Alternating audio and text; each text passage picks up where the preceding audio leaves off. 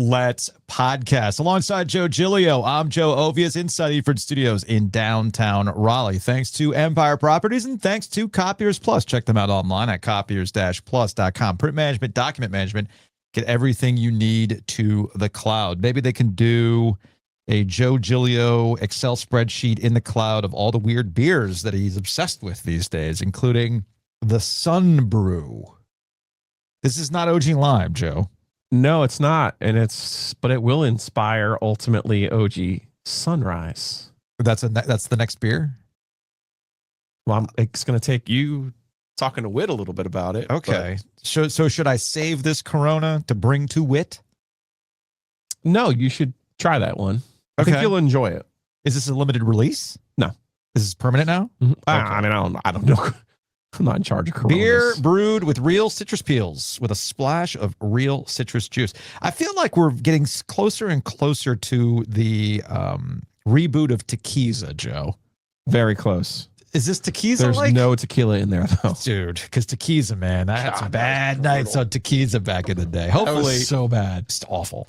It's such a bad idea. That agave, man, just it's bringing me back to some trips down to Boca Raton to visit my old high school buddies with Tequila. No, let's not do that. Let's not have a repeat of that, shall we? Yes. All right. So today's show, a little bit different. This portion was recorded at noon. Yeah, I mean, my hair's longer. I'm wearing a different shirt. You're about to see Leanne in about an hour. Yeah. I am wearing the same shirt. I did not get a haircut, but we're doing all this kind of stuff now because later today or tonight we'll be at Longleaf hanging out with the Holt Brothers, all part of the Holt Brothers Foundation. By the time you hear this, you've missed the event. You missed out. Sorry, you missed out on the buffet. You missed out on hanging out with us and the Holt Brothers. But you haven't missed out on the tailgate package. Your ability to get the tailgate package, which helps our friends at the Longleaf Swine. More importantly, it helps the Holt Foundation. They've been such a gift to the cancer community, losing their mom at such a young age and really dedicating their lives to improving those who have lost parents or have parents going through cancer. And, one of the first conversations that I had, serious conversations I had with Torry about breast cancer was, his mom. He lost his mom, and my wife went through the treatments and survived in part because of the way that previous generation. And it's like sad and it's encouraging, right? You're like, wow, think about that. Like, if this had happened 20 years ago, you're not here. Right. And in the progress that they've made in breast cancer treatment is phenomenal. But what the Holt Brothers have done to honor their mother. And if you're not really familiar with what they do, when you have a parent who's going through cancer, they'll take the kids' children, take them to a camp. They do some other activities with them, get them away. It kind of eases the burden on the people, either the person actually going through the cancer treatment or their spouse. And you can't say enough good things about what the Holt Brothers Foundation does, and just their entrenchment in our community as well. The true embodiment of somebody from the state of North Carolina. Went to an in-state school. They both went on to play in the NFL. Unbelievable success that they had there, and it's just they're both unbelievable people, and happy to have spent the night with them over at Longleaf Swine. So we're going to bring you that conversation that we had with them this evening at Longleaf Swine, covering a lot of bases, looking ahead to the football season. My guess is that Torry and Terrence probably would have had different NIL deals back in the day. We're gonna get that answer, right? There's definitely something with blocking kicks or something with Terrence. Most people obviously remember Torry Holt for the '98 Florida State game where punt return and touchdown catch, and just had an unbelievable All-American career at NC State. But Terrence was a part of the only NC State team to this point to win double digits and beat Notre Dame in the Gator Bowl, and he was an instrumental part of a couple of really good teams at NC State. So we'll do a little housekeeping after that, do a little brought to you by, and then of course we've got our lightning round where we are welcoming on a new corporate champion to the Ovies and Giglio podcast. And of course we'll get out of here with your traditional Hey Joe. So enjoy the conversation we had with the Holt Brothers at Longleaf Swine, where you can get OG Light and the tailgate packages that does directly benefit the Holt Brothers Foundation. All right, we set it up in the main podcast, but we're here now at Longleaf Swine in downtown Raleigh. We got the Holt brothers. We got Torry. We got Terrence for the Holt Brothers Foundation. Raising money today. How you do that is through the tailgate packages here with Longleaf. 10% of the sales goes to the Holt Brothers Foundation, which is an awesome, awesome thing. And you guys were talking about this a little bit earlier when you're doing the raffle and what this foundation is about. Joe spoke to it a little bit earlier today when we were setting everything up. But in your own words, for those who might not be familiar with what exactly you guys are doing with the Holt Brothers Foundation, Torry, we can start with you. What does it mean? What are you guys doing? Man, it means a lot, and thankfully we are able to do as much as we've done up to this point. 26 years now in the game, in the nonprofit space. Yeah. And thankful 19 years in the for-profit space with our construction company. But our community is it's like our baby. You know, we are able to help young kids with their parent or primary caregiver with a cancer diagnosis and provide education, emotional peer empathy to those kids.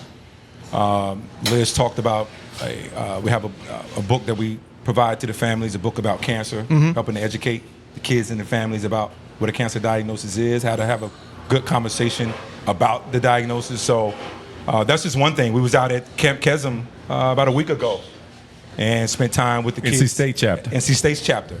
So we have, on NC State's chapter, we support a program called Camp Kesem, which is a sleepaway camp for kids with their parent. I was going to say, explain that one because that's one of your fastballs. It is. It's ran by college kids, and they got these kids, all these from all ages, out at a camp, and the entire week, and they're doing games, they're doing conversations, they're pen paling, they're doing all kinds of activities away from the home. But what we love most about it is it gives the parents an opportunity to have a weekend to themselves. Kind of a big deal. To breathe. Which is a big deal. That's a big whether deal. you're healthy or not. Yeah. So these families, unfortunately, are dealing with a cancer diagnosis. So you can just imagine what that relief is to have their kids go away to a safe place to talk about cancer, to learn about themselves, to open up. I had an opportunity to speak to those kids when I was at camp. And as soon as I said to the kids that my brother and I, my sister, we dealt with the cancer diagnosis, and my father as well, all our family dealt with that, you can just see their shoulders just drop. I became one of them. Yeah. Right. I was down one of them, so now I can talk even more passionately about a cancer diagnosis, but that also how they can also, when they get older, give back to a community as well that has supported them.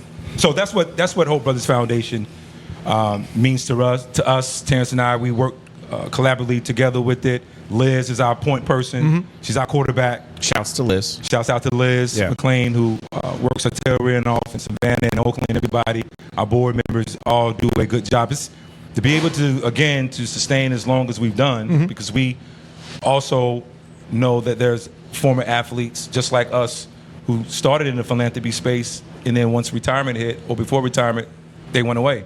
Right. Not that they wanted to. It's just hard, to maintain. It's hard to fundraise. That's why we ask. The folks that are here tonight, listen to the podcast, the folks that were here having barbecue, that's why we constantly ask. So I've gotten very comfortable with asking. It took me a long time to get here. Because when I first came out of school, I made a lot of money. So I didn't have to ask a lot. Yeah. But I had to get You thought through. that shit would last forever. Exactly. And it has done really well. But we still can use some assistance, and we don't have no problem of asking. In our community, I would say this about our community, and we love it here. From the time we came in for college to the time to now, our community continues to show up for us 26 years later. Well, I would say that, no matter the amount of money that you make, I mean, there are people that are uber rich that still rely on others or give others the opportunities to support causes that are also meaningful to them. So I think it's regardless of how financially well off you've done, the support that we've garnered from our community because of the consistency that we've had is why I think our community continues to show up for us. But I was going to say, as prevalent as cancer is, I mean, you can say cancer around a child and they know what it is. There are few and far in between programs that target kids and target outside of the patient who certainly needs to be supported. But our program or our foundation is unique in that because our experience is that we dealt with our mom battling cancer. And as we look back at it, seemingly alone. And we don't want others to have to go through that or feel that or to be ignorant, to not know what cancer is. Yes, it can be thought to be a bad thing, and we have had outcomes where people have passed away. Yes, that has been the case. That's the reality of how dire cancer can be, but it doesn't have to be that. And it's certainly we can assist in that journey, which can ultimately lead to remission or someone passing away. But we can assist in making sure that the kids, the families that are dealing with that are well informed or educated and have some sort of support and an outlet. Like we had outlets that were sports when we were kids. They have outlets where kids can go away and be kids, and parents can be comfortable and in a safe space to discuss cancer because it's new to them. Just because you're an adult doesn't mean you know and are a master of all topics. And I think that's a misnomer as well. We're ad-libbing it as adults, man. Come Right. on. We're You know that. just You know making it that. up. We're right? making it up as we go along. We're Right. figuring it out. Right. We're supposed to know, but we don't know, especially with something like cancer, unless you've had it in your home or you've dealt with a parent or you've dealt with someone in your life, or if you're in healthcare, you might know about it. But other than that, you don't really know it until you go through it. It's about like being a parent, where people can talk to your face is blue about really what it's like. It's a handbook for that. Right. And prepare for this and prepare for that. And then you just throw out the handbook when you have your child, because you're like, what is this? You're up at 4 o'clock in the morning and all this kind of stuff. But Survive, cancer, man. right, Survive. And cancer is similar in that way, that you don't know until you're dealing with it, when you're in the midst of it. And what we want to do is to play a small role in helping those kids and helping those families that are dealing with it to know that they're not alone, and there's resources like our organization, Holt Brothers Foundation, that can support them. Yeah, it feels like yesterday for us, right? But we're talking 30 plus years now since Ojetta, your mom, lost her life, and you were at State. Yeah. So you were still in high school, Terrence, right? Yes, sir. So you guys were young to try to have to, and you were in the spotlight. Right. Yeah, Torry. sophomore. Yeah, my sophomore year. Yeah, playing ball at NC State. And I remember my dad is here with us tonight, too. I remember Terrence and my dad and everybody driving Mama down to games and getting her posted up. So How old was your mom when she passed away? 43. 43. Yeah, 43 years old. So 43. she's born Wait. 1953, December 1st, 1953, and passed away December 27th, 1996.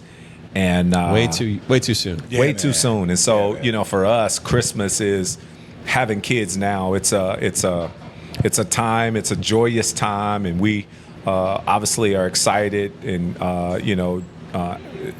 are happy for our kids and what Christmas means to them. But it's also bittersweet, to think about the anniversary of our mom's passing, and what we have shared to kids in our program and to places where we've been able to speak publicly.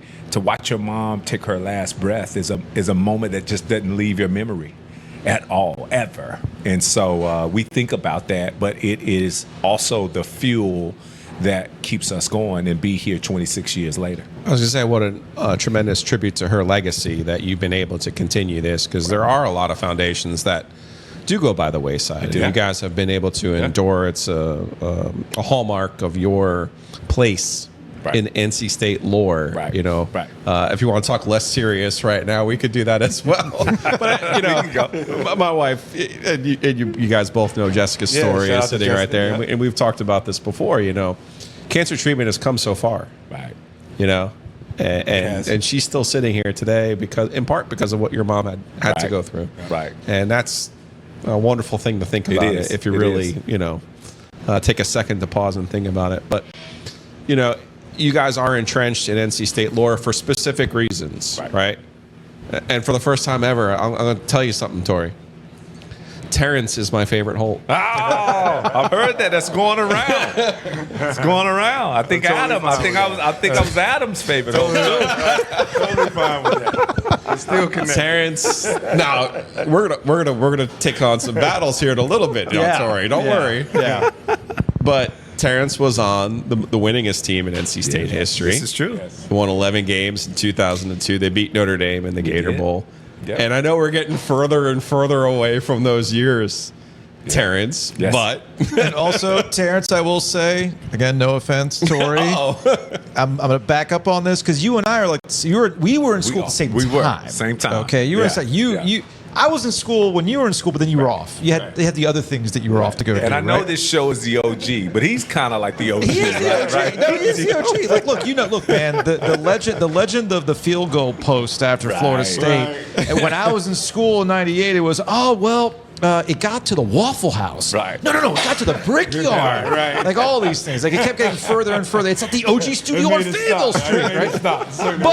But back in my early days of doing 850 The Buzz, you were the one there. You were chatty. Yes. Okay. You were Very chatty much back so. in the day. Very So I always much so. appreciated that. Very I always much appreciate so. that. I always say Torry could read the phone book, Right. and I'd listen, Right. Because your voice is amazing. But Terrence is a storyteller. Terrence, I try. You know, Yes, I try. So tell us a story of how old you feel that Philly Cheese's kid is going to be the quarterback next year. Philip Rivers' son. Right. I'm feeling that one. Right. It's unbelievable. I had one of those out of body moments when we were there. Night game. Was it Carolina game? This past year, yeah, Carolina game, and Phil and his son Gunner and all the other recruits are there, and we had most of our class of 98 through like 2000, because that was Philip's class that was there. That was on the sideline. Not bad. Yeah. And I was just looking at like The second best player in NC State. Right. No. Philip, not you. I was just Otherwise, Go ahead. I was looking at the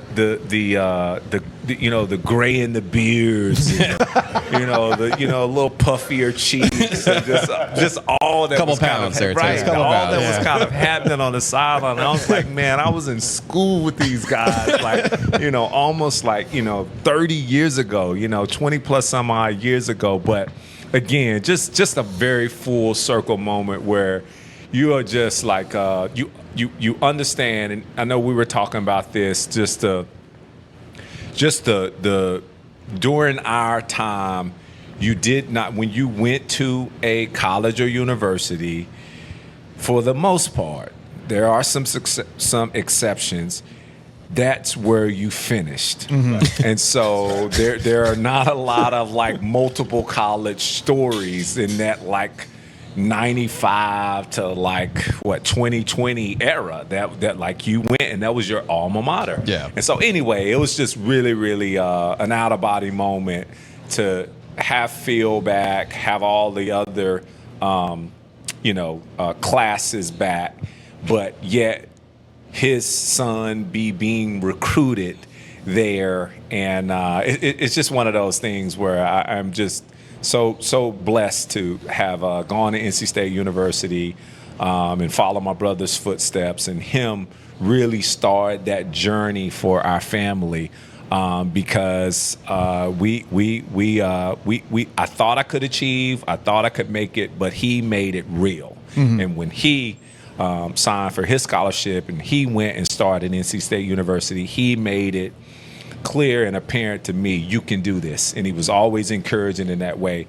And so going down on that sideline, or being on that sideline and looking at all of our former teammates, that have gone on to be great men and doing their own thing in their own right, whether they're connected to sports or whatever they're doing now, it's just, it's really what I think it means to choose a university that, you can come back to, you can be proud of, and living back here and being connected still to the university, and the university still embracing us.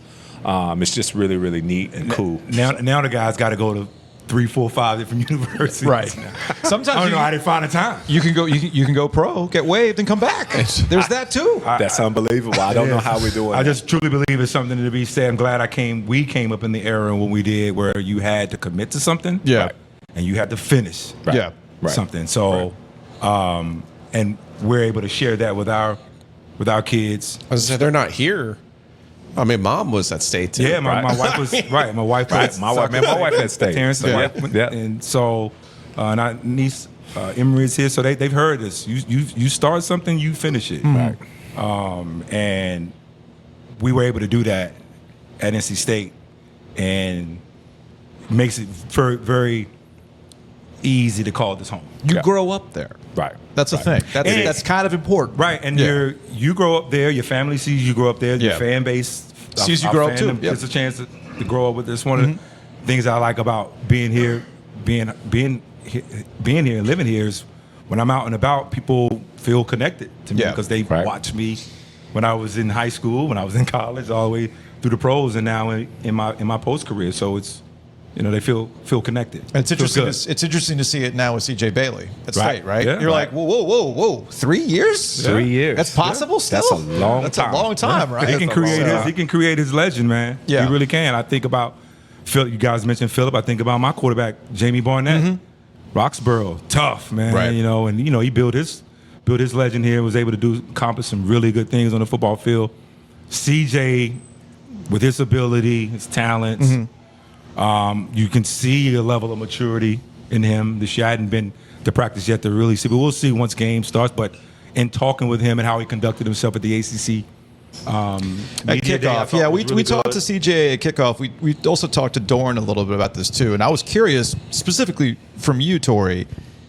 He had a role in bringing portal guys here. Yeah. Right? Like he's bringing his guys Right. here. So, what is that? What is that? That's a sign of leadership. It's a leadership, but that's a also sign if of- you're a wide receiver, you're like, hey man, I'd go play with my guy again, right? Because he can give me the ball. Yeah. With his ability to throw the football, I think he can make all the throws. He'll continue to get better as he plays. You got to play to get better. He's in his third year. I wouldn't be in a rush for anything. Let me play my third year. Let me be good in my third year and kind of go from there. But he's got some talent around him that he's familiar with, guys that he played with in high school. The running back, the transfer from Carolina, the wide receiver, I think came over from Miami. He's got the guy from SMU who's up for the Blitnikoff Award. So he's got some talent. He's going to be able to throw the football too. So I think it's really a lot of it's going to come down to how the offensive coordinator is it Roper? Is that the Kurt Roper. Kurt Roper. Kurt's there. And managing, and Terrence and I talk about this, and managing transfers. As many Right. transfers as you have to manage quickly. Yeah. And then you got to get them ready to go play. So the cohesiveness has to happen very quickly now in college athletics. Bar from when we came in, where you guys started there as freshmen and they played there. all the way You to knew their Jamie, senior Jamie year. knew you. Right. You know what I'm saying? Simple as that, right? So, but I say all that to say, in terms of talent with CJ Bailey, and you look at all the accolades that he's picking up early in the season, he has plenty of ability to do and have a wonderful season.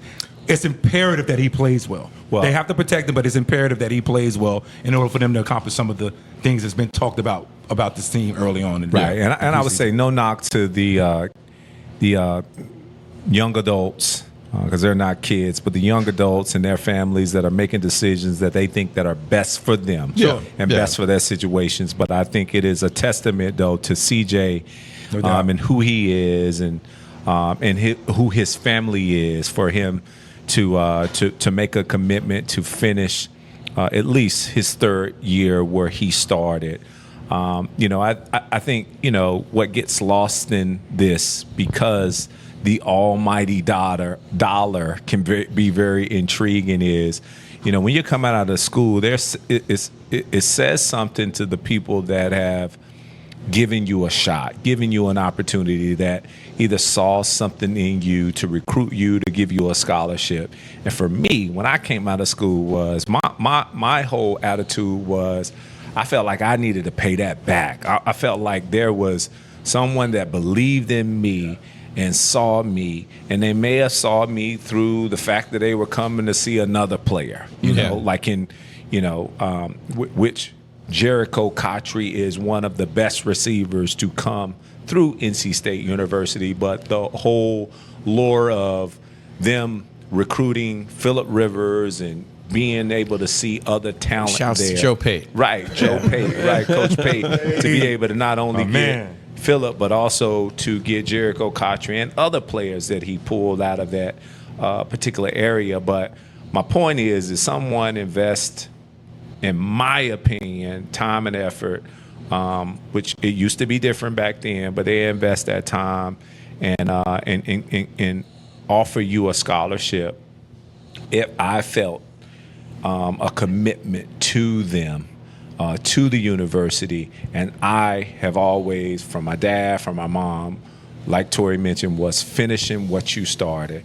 And if that meant going through a little adversity, being red-shirted like I was, walking on like I did, having, failed to accept my scholarship because I wanted to see what was going to happen in basketball. That was what I thought I was going to play. So my scholarship, all of a sudden, after the basketball season ends and NC State doesn't offer me a basketball scholarship like I dreamed up happening, all of a sudden I go back, me and my dad, we go back to NC State and say, is there anything that can be done? Yeah. And I am asked to walk on for the first semester, and then I'll be on scholarship if everything works out. I do my part. And so there's a certain commitment and honoring of your word that I feel like that I needed to do and I wanted to do. And I still feel that to this day, that there's a commitment that folks that supported NC State Student Aid Association or the Wolfpack Club. That Bobby again, Purcell. right. So I don't knock any decision that a parent, that a young adult makes, but I'm just of that mindset and think that's very important. Couple of blocks later, then Right. 5th round in the draft, Detroit, right? I mean, it works out. It works does out, right? work out. It does Well, work out. the transfer portal, we can all agree, is for shit. However, NIL deals, we have the OG We do. here. We do. Hayes Lancaster, who to this day should get credit for Jarkel Joyner, is here today. And I know Hayes could have set either one of you up as players at NC State. So, Yeah, Torry, there's got to be a Torry, little first bit. of all, raise the left hand. You know this is my favorite part of the parlor trick.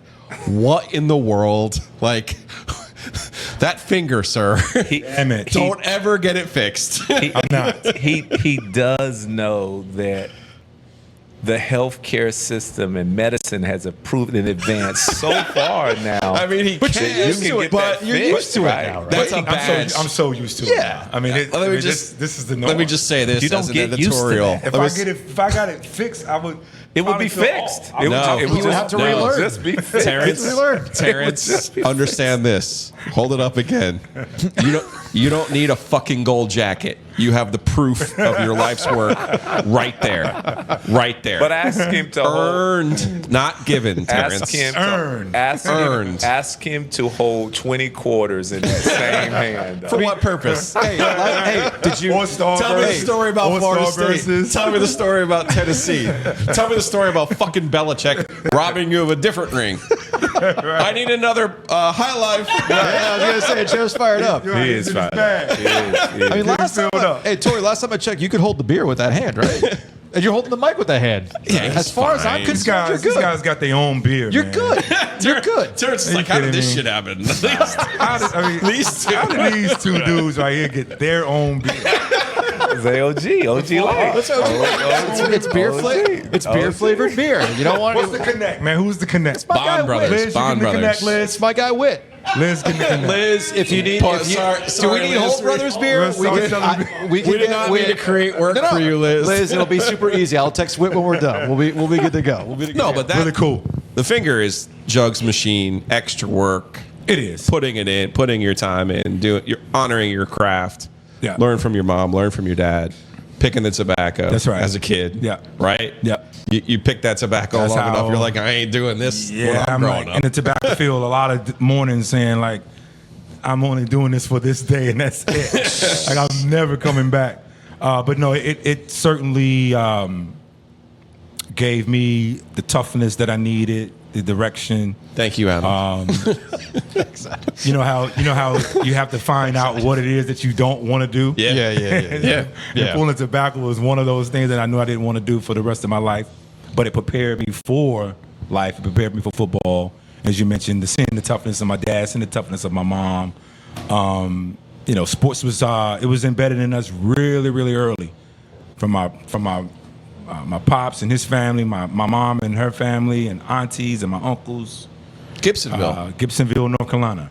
And you and the Yows. The Yows, yeah. There was so many guys in our neighborhood that were very talented. Very talented. I was going to say, Torry, you weren't the fastest dude on the planet. You're not the biggest dude on the planet. No, but having that work ethic, going into those tobacco fields, throwing the ball out there in the back of the yard, around the neighborhood, dribbling the basketball, sleeping with the football. It was just something that I knew from a very early age that I wanted to do was to pursue sports. Academics were something that I did to get in position to play athletics, but I knew I wanted to do something in athletics, and my body is certainly some of the scars are an example of me doing what I love to do. Is it time to play ball? Is it time to settle scores here? It is time to settle a few scores. You've been waiting for this. Well, let's start with Belichick. Like, I'm not the only one who's mad at him, right? Yeah, I think a lot of folks are mad at Belichick, sure. No. Not a lot of folks were on the 2001 Rams. Oh, yeah, I don't Not like a lot of folks had their walkthrough. No? I certainly don't like him for that. I mean, you don't like him for that? We lost the game. It was one of the biggest games of all time. Yes. Right. But I will say I do respect Bill's mind and the way that he goes about coaching the game of football. Okay. And I had an opportunity to see that live and in person when I was in New England. Okay. I was there for a short stint in training camp. So I got a chance to see what his daily operation was like. I liked it a lot. It was a winning formula to go out and to play football at a high level and to win at a high level. Yeah. But you believe they taped your walkthrough before the Super Bowl? It was told to us that they did, and it was. I guess there's tapes were burnt and all kinds of things out there. Yeah, they got rid of the evidence in regards to that game. Yeah, they got rid of the evidence. You're much nicer than I am. Even with that, you're a better Christian than I am, Torry. But even with that, some would say a disadvantage in that game, advantage them. We still had opportunity to win that game. Yeah. Right. But they had no business. They had the drive that they needed to have. And Terry, obviously Hall of Famer, kicks in and they win. But when it comes to that game, no, I don't like Bill, but I don't dislike him. Okay. As a beast. That's fair. I'll hold a grudge for you. How about that? Now, recently, though, I saw on a podcast, it was Julian Edelman telling a story.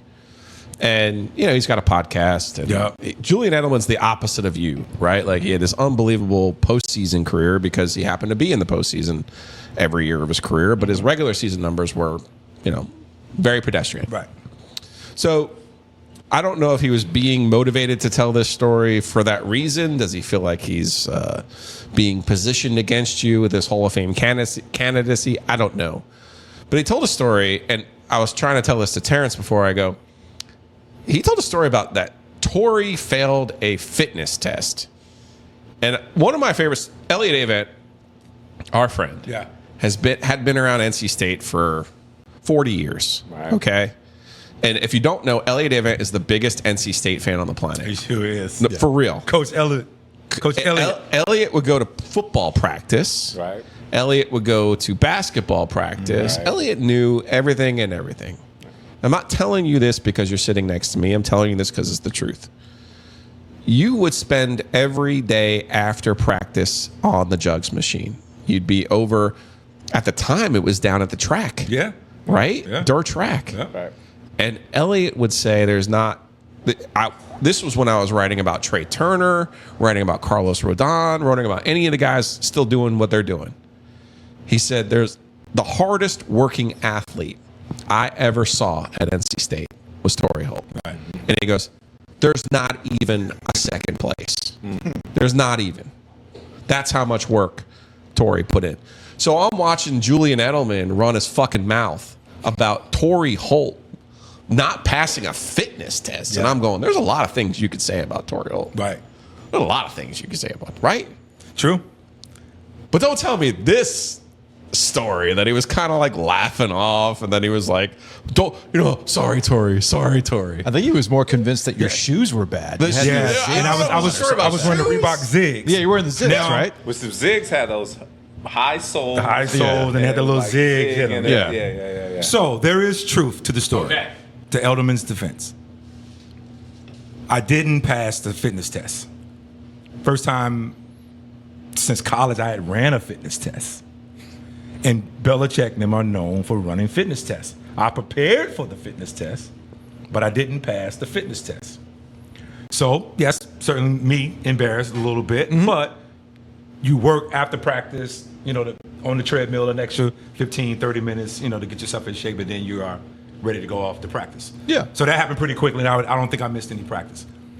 Where he took it too far was, I think, with the throwing of the shoes off, the throwing of the shirt off. He was like, it was almost like I was damn near naked. Right. Yeah, you were stripping. Stripping down. Yeah, like I was stripping down, trying to get as light as I can, like a wrestler or pass the something. test. Yeah. So I think some of that was a little exaggerated. Sure. But it was true. I did not pass the fitness test. But I've always had an issue with tests. Well, I was going to say this. Always have I had was an gonna issue say with tests. this. So- because I never got tired in the game. Right. I can run all day. Right. I could train all day, like with the best of them. But Also, when really it important came to- context here. You had not taken a test like that since you were at state. since I was at NC State, man, we used to have Right. training tests. Right. And hell, I fell past the line on that one. Right. I will, and I said this. Making it through. I think Jay turned out okay. Yeah, and I said But this. Terrence, on the earlier. other hand, he could kill the test. Right. I was gonna say it's a different mentality. It's a different way to train when you're training for those tests, Yeah. of which Julian would have been very prepared for, having been And a lot younger than I was. I was in year 11 with bad knees. But that was, and I was that gonna was say, it for you. So you can just imagine how I'm looking at Belichick while I'm running this. Right. freaking So test. you had this test, of which again, being a longtime Patriot is the only thing Julian would have known. Yes. Coming Yes. into from college. And so anyway, I'm sure they're doing all those bullshit tests at Carolina now, going 4-8. I'm sure that's a younger Holt. I'm sure it's really getting there. circles around him. Right, I was going to say, you've said all what needs to be said, but I did offer that you were at that point, a veteran receiver who had a lot of miles, of which now in training camp, I don't care if you go to the Patriots or you go to the Jets, wherever you go, the practice is a whole lot more relaxed than it ever was. And you can go to these franchises and a coach like Bill, whose standing is as grand as it is, where they have grandfathered in these tests that they're not going to eliminate. It's just what they know, and you're going to do them. And some people pass them, some people don't. You'll see oftentimes linemen be called out and will have to take these tests over and over. So you don't miss it. You don't get it the first day. You have to take it the next day, and just so forth and so on. But I would just say that you passing the test or not, your prowess as a receiver, I would put that against Julian Edelman and anybody else. When you look up the all 2000s NFL team, I see Torry Holt. And I respect the hell out of Julian Edelman. It's an athlete podcast. And what he's done. There's embellishment. You got to tell a story. Right. But I hadn't seen Julian, but when I do see Julian, let me know. Hey, Bring your zigs. You still got them? Right. You know what? I got to look and see if I do got a pair. I may have a pair. I was gonna say, they got to be in a closet somewhere, I right? do have a lot of my memorabilia. Yeah. But I also will say that what happens is, it's just like anything. Over time, when he was telling that story 5 years ago, you just stripped down your shirt. But now it's shirt, it's socks, it's shoes, it's shorts. So, like over time, we embellish. The story gets more and more juicy. Yep. I blocked 14 punts against Texas. I mean, I try. Right, I try. Yeah, Terrence, that's what you got to do. You got to get on. You got. I try to stay. I try to stay with the facts because all of this stuff, you can research now. I mean, you can go back and get the facts the truth, don't matter anymore. But I had already, again, going back to that test, I had already psyched myself out before going into that test. Ask my wife. That was probably the one of the things I worried the most about in my training that summer, getting ready to go to camp. Was that freaking test. Right. I didn't think about nothing else. Had I known you were gonna be taking a condition test, that would have been something that, because I know how you are relative to those conditions. Guys, I had bosses who would ask me, "Well, how'd you prep for today? What'd you do for this?" And I'm like, "Is the microphone on?" Right. Okay, I will talk for 4 hours. That is not going to be a problem. I'm straight. I'm good. Right. No, but I got to know your process. I got to No. Is the mic on? Right. We're good. We're good. How are you in the meeting today? Yeah, no, but your meeting was a little. Yeah, cool. But how was the show? Right. Good. The show, All right, exactly. then we're good. Exactly. Right. And I'm not making any excuses for Torry and you, because you've said it enough. You passed or you didn't pass. You said you didn't pass. It is what it is. But I know, there are folks that go to the combine, and based upon what they do at the combine, you would put them ahead or above most of the people that are now Hall of Famers. Yeah. So if I know the example about Jerry Rice is oftentimes the one people cite, where he ran a 4.7 whatever. Yeah. Right. It wasn't a 4.2 or 4.3 or whatnot. And it's the same thing. You have some people, and I'm not saying this just because of what Julian said, but you have some people that are really, really good at that stuff, and it doesn't necessarily correlate to them being a great player. Yeah. And then you have the opposite sometimes. Some people that just don't do well at that, just put him out on the field and watch him play. Just like school. Are you good at taking a test, or are you like smart in real life? Right. Can you tell we have a couple 18-year-olds who are like having to process all this kind of stuff? Also, you can look at Tom Brady's combine picture. Right. Not exactly imposing now, was Not it? at all. And Exactly. of Not course, at we all. know the rest of the history. Right. But we can close on this. And one thing, this ties back to the foundation and having that purpose when the career is over. Because let's be honest, when this happens, this is towards the end, right? Was that not that was the end, right? That was it. Yeah, that was it. Steve Logan, we used to do radio with Steve Logan back in the day, and he always said football ends badly, right? Like it decides it's done with you, not the other way around. Right. So this is really for both of you, and just kind of finding that purpose after playing. Sure. Okay. And obviously that foundation gives you purpose. Right. Along with having the construction business as well, having that purpose. Right. But this wasn't a straight line, right? No. This was not a straight line when your careers are over. No. So these are things that I'm always curious about when you do talk to younger players, when you go back to NC State and you're talking to the young guys. That career, you don't know when it's going to end. You don't know you don't know if it'll ever start to begin with, but when it'll end. So what was that process like to get that process to get to where you guys are today? Right. So luckily, we had both started and been doing the work in the community with our foundation since 2000. Yeah. So we were used to the rhythm of playing a season, coming back, and always calling Raleigh home. But coming back here to both train and then support our families impacted by cancer, do our fundraisers, was what we were in the used to doing, every off season, ever since 2000, 2001, so forth and so on. Yeah. So so our foundation had already started. We were committed and intended to remain committed to that effort post-career. The construction company also had been founded but not yet started because we thought that to be something that we needed to be there every day, be hands-on, help develop and grow, hire, all those kinds of things. So I think what helped us was the fact that we had counsel of others when we were in college, we had the counsel of others when we were playing, and we had the counsel of others when we were on the precipice of finishing our careers.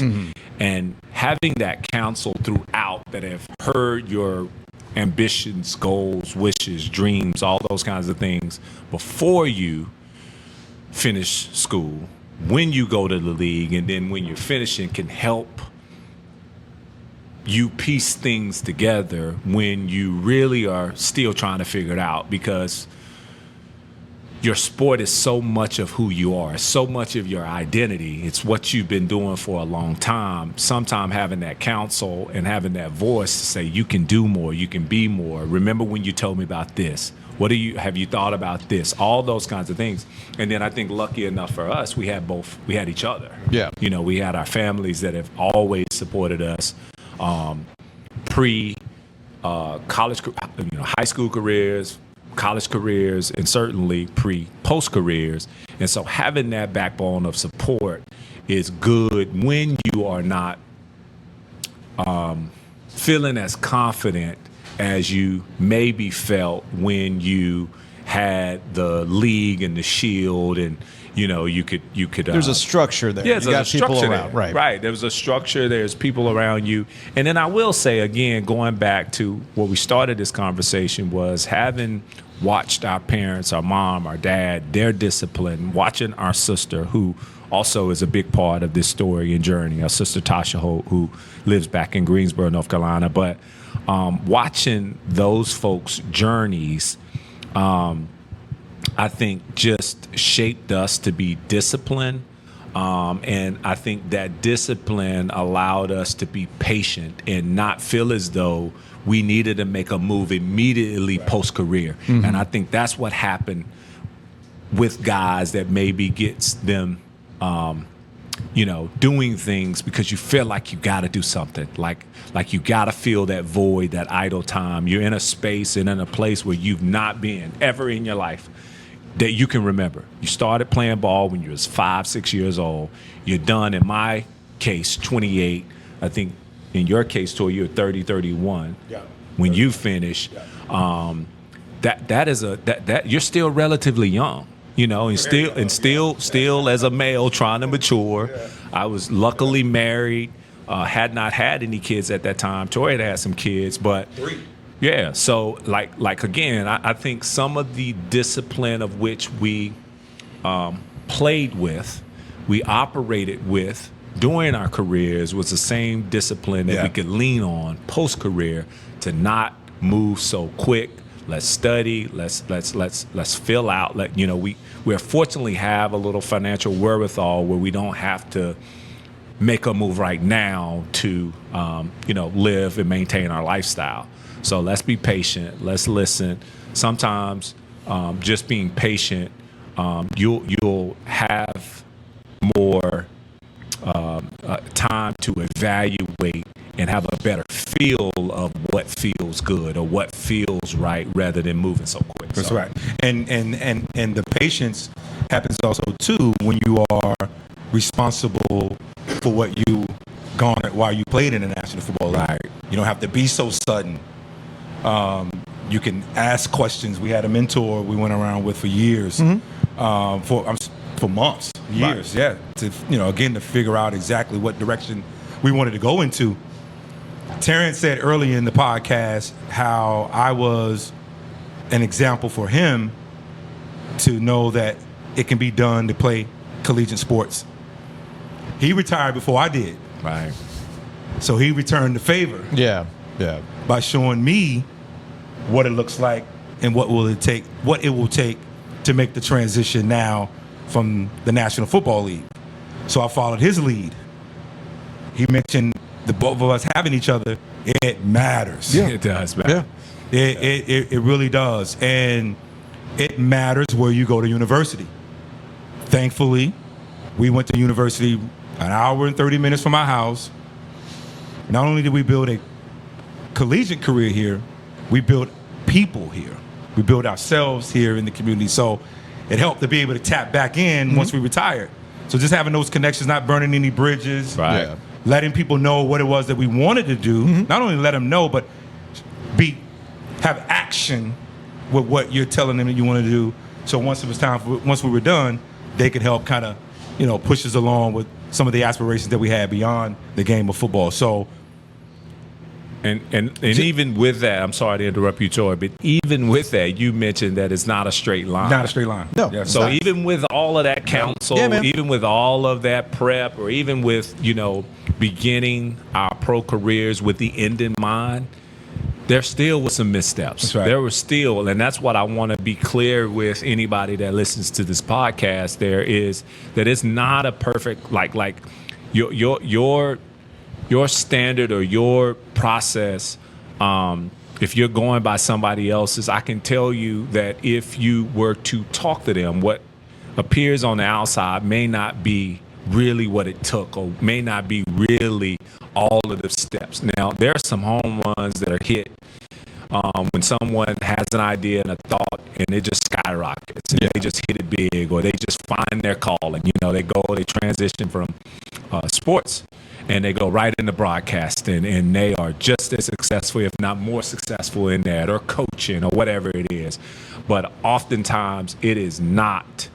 Even when it seems like that, guys will tell you, what, I struggle. Yeah. I struggle. Like, I was broadcasting, I thought I was doing something that I wanted to do, but I was miserable. I'll put the mic down and I go home and I drink, or I do all of these different stories that come out of guys of really what's going on. So if I can impress upon anybody is that what you see on the outside, what you see on TikTok, what you see on Instagram, most of the time probably is the best of people's moments, and it's not their real journey. The real journey is the things that happen oftentimes in the dark. And in the dark, what people don't know is when we were building our business, when we had transition, we went to an office. I went to an office. We went to an office. And every day in this office, we had started a business, and we're soliciting. We're trying to get people to hire us to do construction for them. Yeah.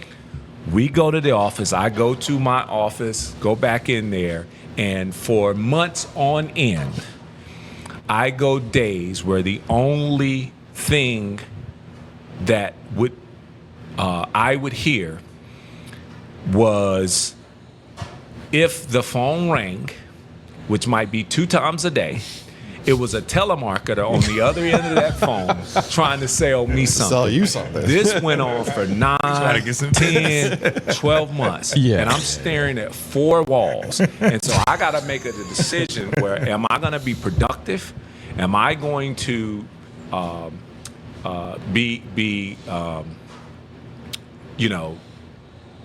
just of the mindset that this is not going to work? What have I done? Or am I going to take this time to prepare for the success that I know will come if we stay with it and stay at it, so it's not a surprise? Yeah. And so that's what we did. Yeah. And again, like I Didn't tell quit. people, they may say we didn't quit. And so what can I do with this time? You know what? People are not calling right now. That might be great. That might be good. We're not ready. You know what? Let's build some more infrastructure. You know what? I got all these marketing got with this marketing company and put all of these capability statements. You know what? I'm gonna go through the Rolodex like that. At that time, still, I think Yellow Book was around or something.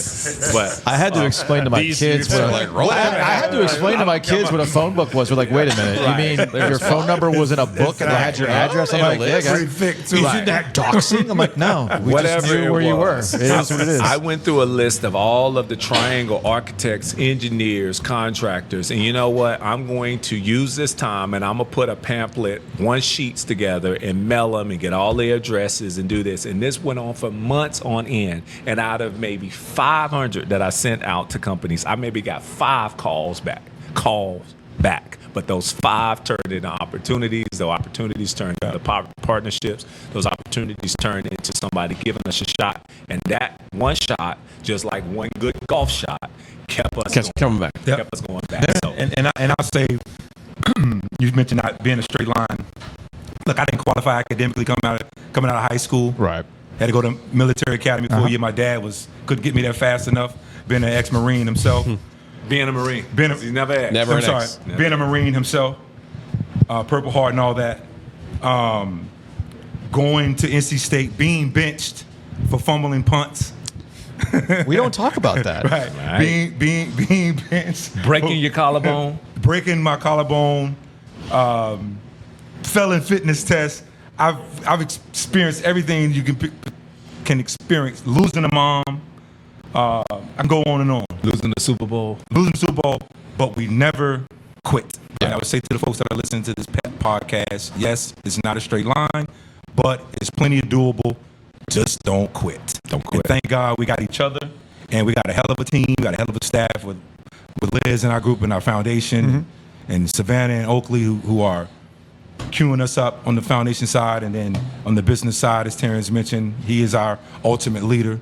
Now we have these daily conversations now within our organization. Got a pretty good feel of what we're doing and what we're accomplishing, but it takes good people to do that, and we have been fortunate enough to come back home, man. If you want to say come back home and go beyond the playing field.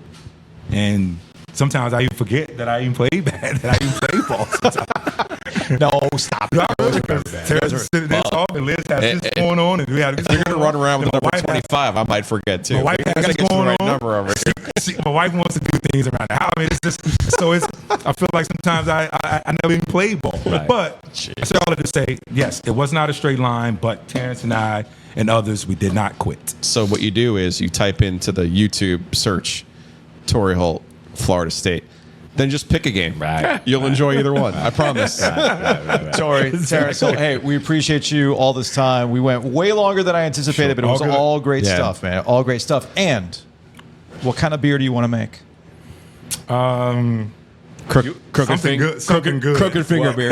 Well, I will say, knowing you, I believe you want something that is of a lighter beer. Yeah, lighter beer. No, You're not a dark draft. You're not that. Okay. So. All right, we'll make this happen. Yeah. We'll make this happen. And look, can I say this? Yeah. You and Joe, we've been around you guys a long time. Yeah, you have. Yeah. You still put up with us. Yeah. And you guys have been Supported us. very supportive, been very fair to us, and you represent this area, this region. You represent journalism. You represent talking about sports at a very high level.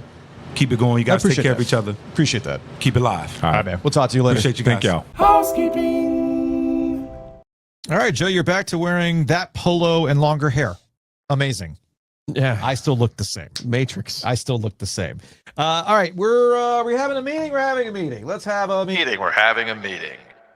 Normal show Wednesday, and then we're off to Charlottesville Thursday. Not quite sure when we're starting. Are we trying to get live at 2:00 from Roback? Okay. We need to do the show. Okay. Number one. Well, yes. Okay. That's Number kind- two. that's kind of the goal. No, but I've had a couple of people reach out to me about, hey, is like the show open to the public? That's not going to be possible. But Yeah. we should have a post game for the people, our people in Virginia, Sure. to meet us somewhere. I'm going to leave that in chart to you. Yeah, I'll find We a can spot. announce that tomorrow. You know, Was there a brewery that I Wes can- had sent us? I can ask Wes. I can ask Caroline Darney, Okay. who I'm hoping she's in town. I did the classic, hey, I'm in your city. Like, have fun, sweetie. Like, I didn't get that. We were actually goofing off about Star Wars stuff. So yeah, and my guy Andrew too, he's up there. Okay. So I got to hit him up and figure out what's going on. we need a post game location Okay. is what I'm getting at. Well, if any of our Charlottesville people have a post-game location for us to hang out at, we'll be more than happy. And Now- no, not the Fogo de Chao. And now, more importantly, Yes, Ben at Roback has sent us some new things. This is important. yes, you can only read the first one. I'm really excited about the second part, though. I know you are. No, I you are. know. So anyway, Ben had a bunch of NC State stuff transferred to the brick and mortar store there in Charlottesville. Yes, which I did not know they had, but they do, and I'm very excited about. I should probably leave the credit card here. Yeah, it is please do, especially after our conversation yesterday. So we need the brick and mortar. It's their flagship store, but they know that NC State fans are coming up there for the week 0 matchup. So they want to make sure they have a lot of good new NC State stuff, and it'll be there at the Roback store if you want to try this stuff on. So yeah, so if you're coming in from out of town, you want to check out the Roback store, and you're an NC State fan, they will have stuff for you. It's at the Barracks Shopping Center, which is right around the corner from John Paul Jones Arena. Your favorite arena? Actually, that is my favorite arena. It is your favorite arena. It's right across the way. I think it is the one that NC State should have built. I've said it many times. Don't disagree with you. Now, Roback's dropping new stuff all the time. By all means, use that promo code. I don't think you can walk up to the brick and mortar and say and yell at them, OG20. I don't think it's going to work that way. I've been workshopping, like, I don't want to be greedy. Okay. But obviously we're going to have a draft pick, right? Yeah. Like, don't you ever do that with your kids when you go to the grocery store, you get a draft pick? Yes. They have a new Heather sweater, a quarter zip sweater. Oh. That is going to be my draft pick. I'm intrigued. Yes. I'm intrigued. Very excited about this. So I'm looking forward to it as well. I need some new sweatpants. I know that's on the agenda for me. So I'm excited about that. Anyway, if you go online, you can use the promo code. If you can't make it to Charlottesville, understandable, but use that promo code OG20. That's how Roback, we stay in their good graces. Yes. We move units. Moving units. Move units. That's what it's all about. I got So New use that Jersey promo on code. today. You can't quite see it. It's good, though. It's good. So again, use that promo code OG20. Big thanks to our guy, Miller Lending. You can get a Roback delivered to you personally from Joe Giglio. That's right. I need to get... If you refinance with Miller Lending. Check them out online at millerlending.com. We're going to catch up with Gordon tomorrow. You can call them at 919-447-3377. We were talking about credit card interest rates recently, and I'm sitting here telling you, whatever home equity line you're going to use, that rate's going to be a hell of a lot lower than 25, 26, whatever the interest rates are for your credit card. So if you find yourself struggling to pay those credit cards down, and look, I see the headlines, I read the stories, I live it personally, think about doing something, refinancing with Miller Lending. 919-447-3377. Let's say you buy a house, you got to take that thing to close, right? Or you got to refinance it, you got to take all the closing documents. You know who could do that for you? Our friends at Whitaker and Hamer, WH.lawyer. You're driving up to Charlottesville. You might get got. This is going to be a true test for Giglio. Which way should I go? Which way are you going to go? Whatever Google tells me to do. Do you go up and over, or do you take the snake trail? What, through the mountains? No, like through whatever. Like New River Gorge area, all that kind of stuff? I feel like I'm doing the map correctly. Since our friends at when they note where I have the dots in the state of Virginia get mad at me. Yeah. But I'm messing it up. I think is it 29? I think it's 29 is some other road. I used to only exclusively take the snake trail roads to Charlottesville, but my last few runs have been 95 to 64. Right now it tells me 3 hours and 40 minutes if I go through South Boston. That's 29. It's 15 to whatever. And then there's one that takes 3 hours and 50 minutes that goes through Lynchburg and through Danville. So don't take that way. No, I'm not going that way. You're not going to go that way. It adds 10 minutes, and also it add even more because you will be stopping in Danville. And then there's a Richmond path. That's the one I've taken the last few times. It's also 3 hours and 40 minutes. That's the one I will take because I'm closer to that side of 95 than you are. Yeah. Well, from downtown Raleigh, it's telling me to go through Durham, through just east of South Boston, through Farmville, and then into Charlottesville. Although That's what it's it tells me. safer. I think ticket-wise, it's safer to take the snake trail. Well, you know what? If you get a ticket, you know who to contact. Whitaker and Hamer. Maybe Giglio will fall in love with Charlottesville. I've been saying this, and he needs to look at houses, and Hometown Realty can help you out with that. myhtr.com. Again, that's myhtr.com. He's got to insure that house in Charlottesville, right? See? He loves Virginia and Charlottesville. He's gonna fall in love with the place. Put you on the wall, Virginia. Come on. Big thanks to Matt Davis. He's gonna help you save money on your home and auto, but more importantly, he'll help you with financial planning. So maybe there's an awning in your future. You gotta save for that. Or you got some home improvement ideas. You gotta save for those types of things. Maybe your financial planning includes, I would like my kid to get into the University of Virginia.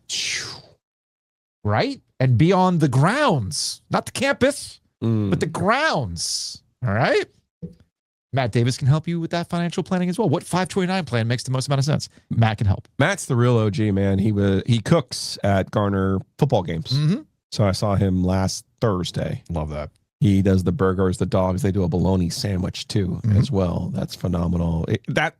That's how he feels about the Garner community. He's always helping out. I mean, much like me, doesn't have any kids still at Garner High School. But we were over there chopping it up, having some fun. You can't let go. Is that what you're telling me? Well, what he's saying is, man, the financial services stuff has really given me purpose in life. He's Good. like, Good. He's like, please keep promoting. You will promote He's like, that. these are the things I like to do. Perfect. Right? Like, we all have necessary evils in our life, but like, there's other things that we like to do. Now, I mentioned the awning. You getting some work done from Bloom and Blinds? So I had Chris to the house. Yeah. Because, you know, we've done a lot of work on our backyard and our deck. And then we recently had a tree come down in the backyard, took out the fence, took out some of the part of the deck. Right. And, you know, my wife likes to sit outside, but you know this. How do you spend much time outside in the state of North Carolina? You basically get September, maybe March. Also, Jess does not need to be baking in the sun. Correct. So Chris came out. Neither does Kelly. So, but yes. Chris came out and we went over a couple of different options because they have a lot of different options. Yeah. And one of the things, but then it turned into Chris, fellow small business owner, holding my hand and helping me with certain things. So it was very necessary. Good. It was very necessary. Good. So Good. enjoyed that. Now, look, it's Bloom in Blinds. You're thinking it was just blinds, right? No. It goes beyond that. Yes. Things like automated mechanical shades, awnings that'll go over your deck, like Joe's looking into. You want to do something like a pergola, they can do that as well. All of that exists with Bloom and Blinds. So hit them up, bloominblinds.com. That's inblinds.com, or call them directly at 919-980-9815. You'll get 15% off the work that's done if you tell them you're an OG listener. And of course, with football on Saturday, After Dark is back. It is. Very excited Ready. about that. And Bloom and Blinds brings you the After Darks once again. Maybe you're not making it up to Charlottesville. Maybe you're not making it up to Ireland. Dublin. Yeah. Is Michael Lombardi going to make it to Ireland? Was he going to go anyway? I don't know. We'll Does he find go out. to the games? Well, maybe we'll discuss that in the lightning round. Okay. Anyway, maybe you're not making it to either of these games for week 0, but you're going to be at home and you're going to grill out and things like that. Make sure you're home gating properly by going to the Butcher's Market. Thebutchersmarkets.com. They got everything you need for tailgate season to be back. So again, that's thebutchersmarkets.com. Including unbelievable salmon. You love that salmon. It's so good, especially when you go to the grocery store and then you get the other. Yeah. And then it's like, oh, this does not taste like the Faroe Island salmon that they have at the Butcher's Market. And of course, if you're hanging out, in fact, I just got the text because they completed service from Mosquito Authority. If you're hanging out, you have an awning. You're trying to grill. The last thing you want is to have it ruined by mosquitoes. You don't want that. No. So hit up bugsbite.com, and it goes beyond just those outside treatments. You can get the Total Protection Plan. It's a subscription, no contracts, pay as you go, and you get everything from the outside to the inside, termite protection as well. All that, if you understand your house is this huge investment, the last thing you need is something like termites ruining it. And Mosquito Authority and Pest Authority can handle that for one low subscription fee. So hit them up at bugsbite.com. Again, that's bugsbite.com. It's the lightning round.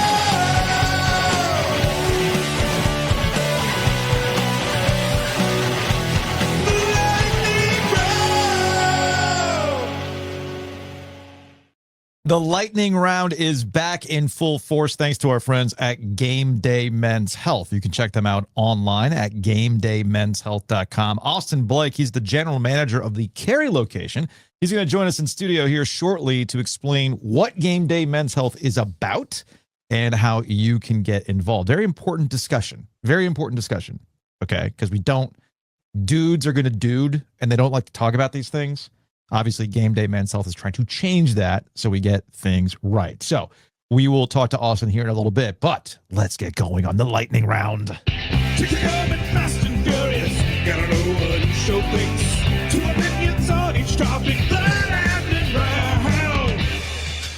Brian's a wild one. All right, so we got CJ Bailey at NC State. We got Billy Edwards Jr. at UNC. And now, I don't know why this needed a big announcement. We kind of knew this was going to be the deal, but whatever. It's official. Walter Eget is your QB1 at Duke. If you're keeping score at home, that's now 3 seasons, 3 different transfer quarterbacks for Manny Diaz. Welcome to modern day college football. So Eget's coming off a Walker. Walker. I said Walter? Yeah. My bad. Walker. You have a You have a brain block. I do. For quarterback names. I do. It's amazing. I do. Maybe there's something I can take from Gameday Men's Health to help that brain fog that messes up Sam quarterback names. Darnold or Sam Hartman, but not Sam to be Howell? but not to be confused with Sam Walker, OBX, who has our guy who came up and hit up the Longleaf Swine. all that stuff. Shout out to Sam. He does a great job covering all things Outer Banks. I got all that stuff confused. Anyway, the point is, Walker Eget is coming off a knee surgery, missed the spring following that transfer to Duke as they scrambled to replace Darian Mensah. And he started the last 2 seasons at San Jose State. So that's settled. We kind of understood that was going to be settled. It was funny. I was going over the usual like college football lists and all this other kind of stuff. I did find it interesting. I found an Athlon list that was fed to me, and they ranked ACC QBs. Guess who's number 1? Darian Mensah at Miami. Eget, interestingly enough, ahead of Billy Edwards Jr. Now, how do you want to parse quarterback number 15 versus quarterback number 12, which is where Billy Edwards Jr. was for UNC at 15, and Eget was 12? I mean, at that point, it's kind of like when you get to the back end of the AP Top 25. Sure. Hey, man, you got to rank them. Sure. Right? I don't know. CJ Bailey, I think, was like 4 or 5 if I looked at this Athlon list. But anyway, that's settled. I still don't think that really is the story for Duke. I get the quarterback with Darian Mensah is the big shiny object, but this is not Manny's first rodeo where he's got to go through different QBs in the transfer portal era. I think the through line for Duke this year is, can Manny Diaz's defense be as opportunistic as we typically associate with a Manny Diaz defense? And if they can be opportunistic, remember, in his world, turnover luck isn't real. It is something you actually prepare for. If they can find themselves in that mode again, then Duke can scramble to a good season, overcoming what happened with Darian Mensah. If they can't get back to that, well, then it might be a regression back to what people usually associate with Duke, unfortunately. But look, again, I think Duke's season's going to be, we haven't spent a lot of time talking about Duke's upcoming season. I think a lot of it just has to do with all the drama around it. And that way we can properly assess how Manny Diaz did. I have confidence they can scratch and claw to a bowl season. And that's a positive for Manny Diaz. But I think there are some people who are expecting a true drop-off. I don't expect that to happen for Duke this season. Schedule aside. It's a little bit tricky, right? Because they were a 7-5 team last year. Which is fine. So that's fine. They just happen to win the ACC at 7-5. Like, Yes. it's just so it's wonky that it turned out in their favor that way. When you say drop-off, I think Duke is a lot like UNC and a lot like NC State in the sense that what they do in that first game is really going to go a long way in determining what their rest of their season looks like.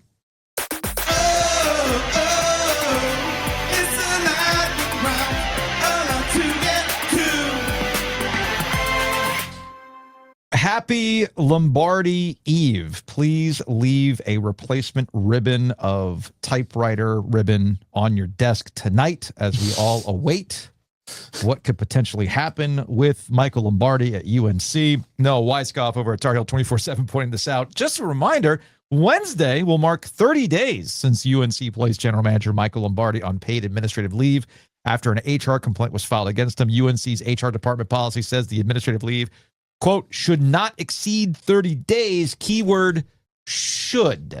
So we knew this was going to be the case with Carolina going into their trip to Ireland. They've got 2 off-field topics. One of them is more sensitive than the other. We know based on Bill Belichick's press availability this week, game week press availability, that Stephen Belichick, his son, defensive coordinator, not available to be the defensive coordinator for their game against TCU. Bill Belichick, in classic Bill Belichick mode, was very locked down as to what the plan is going to be. Like, I know we've joked about this, but, oh no, is Bill Belichick going to be calling defensive plays?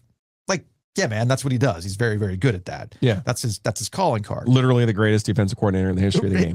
Right. Like, indisputable. That makes a lot of sense. But he wasn't even giving you that much at his press availability, which is what you expect out of Bill Belichick. But with the Stephen Belichick thing, it's still on this medical leave. We don't know what the situation is. There has not been any news on that. And obviously, people are going to respect everybody's wish is to kind of like, all right, Sure. get that straight.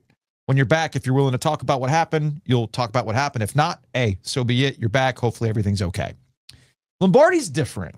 Lombardi's a little bit different because of the university policies and the HR complaints and things like that. And if we haven't heard jack shit about Lombardi throughout these 30 days, no leaks, no nothing. Not like, is he coming back? Is he even necessary to be back at this time, since it is a dead period with the recruiting and the transfer portal and all that kind of stuff? So it's not like Lombardi's status really has any sort of impact on what happens on Saturday, other than does Carolina need more dumb headlines while they're just trying to have a normal football season? And to Belichick's credit, like, for the Carolina, Joseph in Wake Forest, if you're listening today, to give Belichick credit, he's actually doing a lot of things that he should have done last year in terms of visibility as a college football coach. You know, in Lombardi's absence, guess who's doing the coaches show? Bill Belichick. Guess who's showing up on campus to hand out bagels and stuff like that? Bill Belichick. He's doing a little bit of a better job of doing the things that are usually expected out of a college football coach. Is it too little too late? Does it matter? Have people already checked out? They've made up their mind on last year? Yeah, that's a possibility. I think there's a lot of Carolina fans that just want this experiment to be over. But give Belichick some credit. He has at least played the part a little bit better this year. But all that goes out the window with what happens on Saturday against TCU at noon. Yeah, I mean, starting with not rehauling your roster with adding 60 guys after the spring, you know, over the summer. I mean, that's really is step number one for UNC. It was such a colossal mistake that he made last year. Yeah. And he, you know, every time he says it, like, oh, well, we're ahead of where we were last year. He says it as if like there was a magic fairy that snuck into the Keenan Center Right. and cut the players. It's like, and come it on, was man. like, it was not under his control or something like that. But yeah, as we've talked about with Lombardi before, as the three-eyed raven said in the Game of Thrones, the die is set, the ink is dry. You can't go back and change the past. So I don't really see how his availability has any kind of germane out effect on the outcome of this season for Carolina. Stephen Belichick, obviously, you would think is someone who can take some burden off of Bill Belichick, but you know how I feel about this. Bill Walsh is the greatest coach in the history of football. Okay. And people get it confused and think that Bill Belichick, because he's won the Super Bowl 6 times, is superior to Bill Walsh. Right. It's just not true. Right. I'm telling you this, it's just not true. But I will say this with a straight face and argue with anybody that they'd like.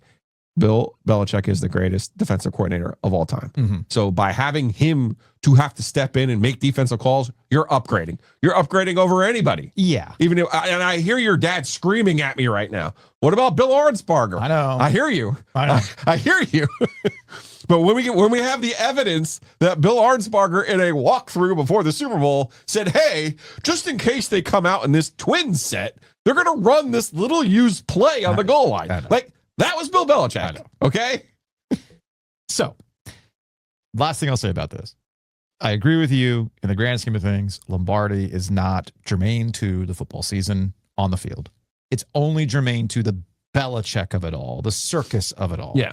And if it's resolved in a way that is embarrassing for Bill Belichick, well, then you're right back in the headlines that nobody at UNC wants.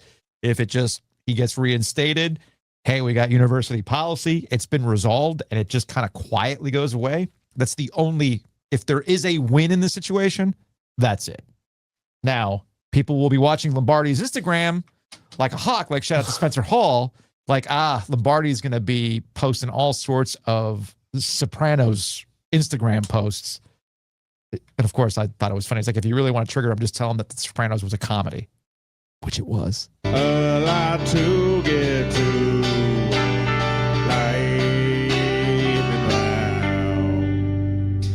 One of my favorite things to do is a segment within a segment. So we're in lightning round, but let's do a little golf corner, shall we? You've got a trio of golf stories to address.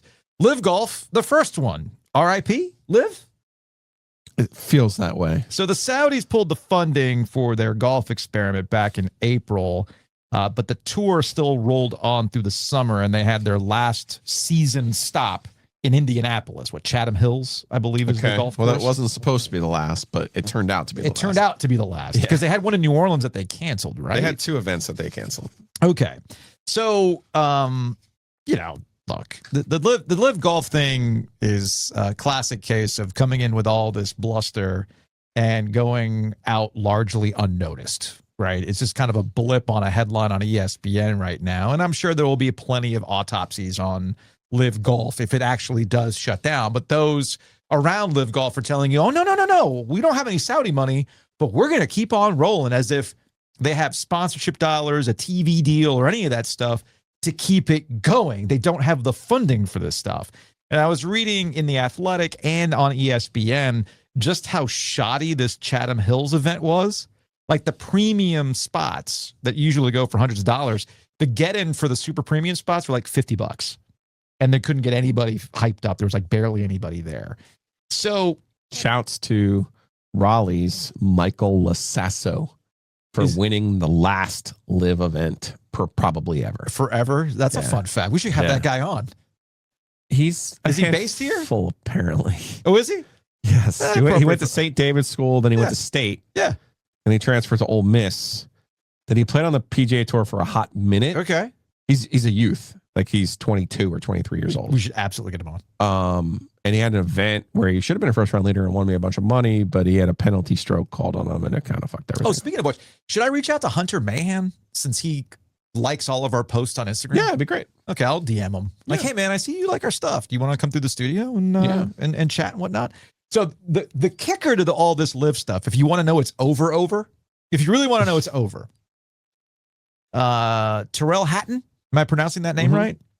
He's a golfer, and he went full on MySpace page. I gotta pick the right song. I forgot that LIV had walk-up music. Oh, they do walk-up songs. Okay. So when you walk up, forgot. I remember when LIV was on the scene, all these ways that we're trying to. Okay. Like, look, I'm not saying. Oh, holy shit, Michael Lasasso, high school class of 22. Oh, God, we're old, man. He's 20. He's 22 years old. We're so old. We're so old. Such a youth. So I'm not saying that Happy Gilmore 2 was this brilliant piece of cinema. Right. That's not what I'm getting at. Right. However, one thing that Sandler absolutely nailed was the ridiculous lengths the competing golf tour was making to make the golf exciting. Right? As if golf was broken and needed a moving green, right? Right.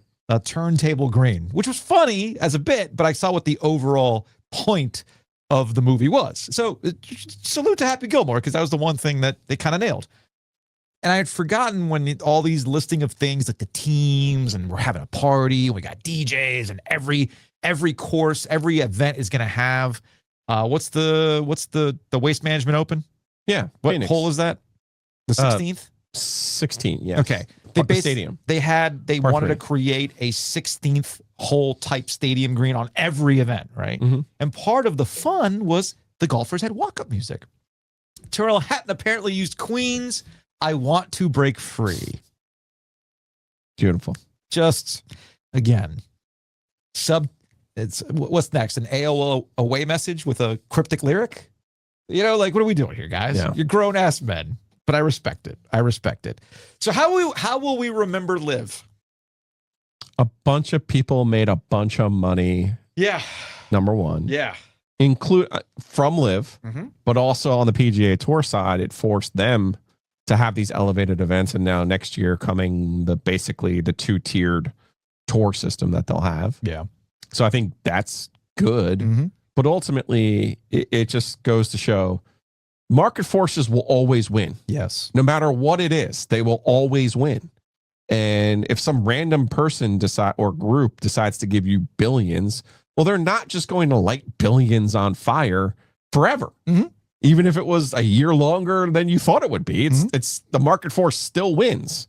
And I don't feel bad for anybody on the LIV Tour, but I also think it's unfortunate that I had to reach that point where it was Greg Norman trying to settle all old debts with the PGA Tour. And Phil Mickelson. And then dragging Phil Mickelson into it. Because right now, we should be in our Phil Mickelson era of watching him like people watch Johnny Miller every major, even every Sunday with the guy from CBS, Jim Nantz. Like, as a golf fan and as somebody who does like Phil Mickelson, I feel robbed that we didn't get this era of lefty being the voice of golf. I agree with everything you said about how LIV Golf was a disruptor that came in and forced the PGA to get out of some of their old ways, modify, modernize, and survive. Sometimes you need competition. Yeah. Okay. Sometimes you need competition. I have gone through that. Okay. I have gone through that in our career space where there have been other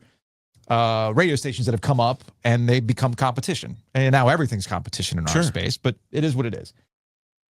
To me, the lasting legacy of LIV Golf is the full unraveling of Phil Mickelson, who went the full A-Rod, if you will, completely torching his Q score. Q score.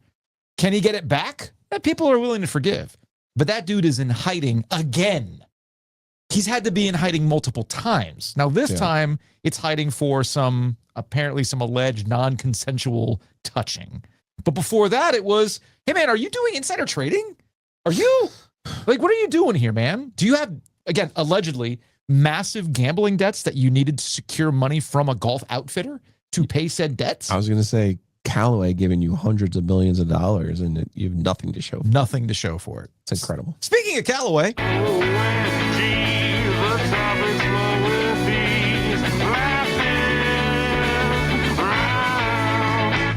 Are you familiar with Good? Yes. I only knew there were hats. I've only seen the hats. Okay. Because I see them at Pure Hockey. Yeah. I did not realize they were like a golf content creator thing. Yes. So speaking of Callaway, they had a deal with Callaway starting in 2023. Okay. And they came out with some new advertising campaign. And the crux of the advertising campaign has caused controversy because it's like two of their creators with no, I don't know the context. I just see a guy rushing over to his bag, shoving a woman out of the way, and then telling the woman while she's on the floor, don't touch my driver. I got zero context. I don't know who these people are. I'm in the majority on this because I don't know anybody of these people, and most people don't know any of these people. And whatever inside joke they were trying to play off of, which I'm guessing was part of their YouTube creator stuff, fell flat. So Callaway's had to come out and be like, sorry, that does not represent our brand and all those kinds of things. The message here is whatever your intentions were with the particular ad, and I finally saw it this morning. It was Kelly who put it on my radar. She's like, have you seen what happened with Callaway? I'm like, no. She's like, I'm surprised. I was like, what is it? And I saw it. I went, guys, read the room. Yeah. I don't know the context here. And if I don't know the context and you try to do a joke, it's going to fall flat. So all this is to say, if you take anything from this conversation as relates to the good people and the controversy they find themselves in this week, and this is true of us, inside jokes in our little podcast universe don't necessarily translate to a larger outside. So if we're trying to engage in a much larger audience that doesn't know the inside jokes, you cannot get mad at the people who don't get your inside jokes. It's not you don't get it. Well, if it needs a lot of explaining, that's where we have the problem. Yeah, violence against women in any kind of form is also not Read funny or appropriate or shouldn't be done. Read the room, guys. There are many topics for lightning round today on OMG. All right, last item in the segment within the segment. This is your favorite thing ever. You fucking hate a fishtail story more than anything. Joe Giglio on Twitter yesterday. I can't play the back nine much better than that. Actually had a birdie putt on 12. Can't remember having too many of those. Almost had a hole-in-one on 15. You posted your score. That's offensive, bro. That's so offensive. And then you have this picture. Hit the tee shot 8 feet past the hole on 15. It rolled back down the slope 7 feet. So you have Kelly. Hey, Kelly Calhoun. Long time no see. Are you claiming a hole in one? No. What are you claiming here? What's the question here? What am I missing? So this is 15. Okay. A long par 3, which I play from the blacks, which we do for the OG Golf Classic as well. Sure. We still have some individual slots open for the OG Golf Classic. I don't have any groups left, but I have some individual slots. So you can email me, giglio.joe@gmail.com, if you were an individual who would like to play in the OG Golf Classic. So from 15, we play from the tips, which is 232 yards. I hit a driver. Okay. That's me. And I saw it off a little bit because I can hit my driver maybe a little bit further than that, but not that much. Sure. So Joe, it's a hill and it's a tiered hill. And the pin's here. The hill's here. Joe, I hit it dead over the flagstick on the hill, and I'm standing there, and the ball does what it's supposed to do. It comes back. It's rolling towards the pin. Okay. And I'm there by myself. So I'm sitting here going, my very first thought was, if this goes in, does it count?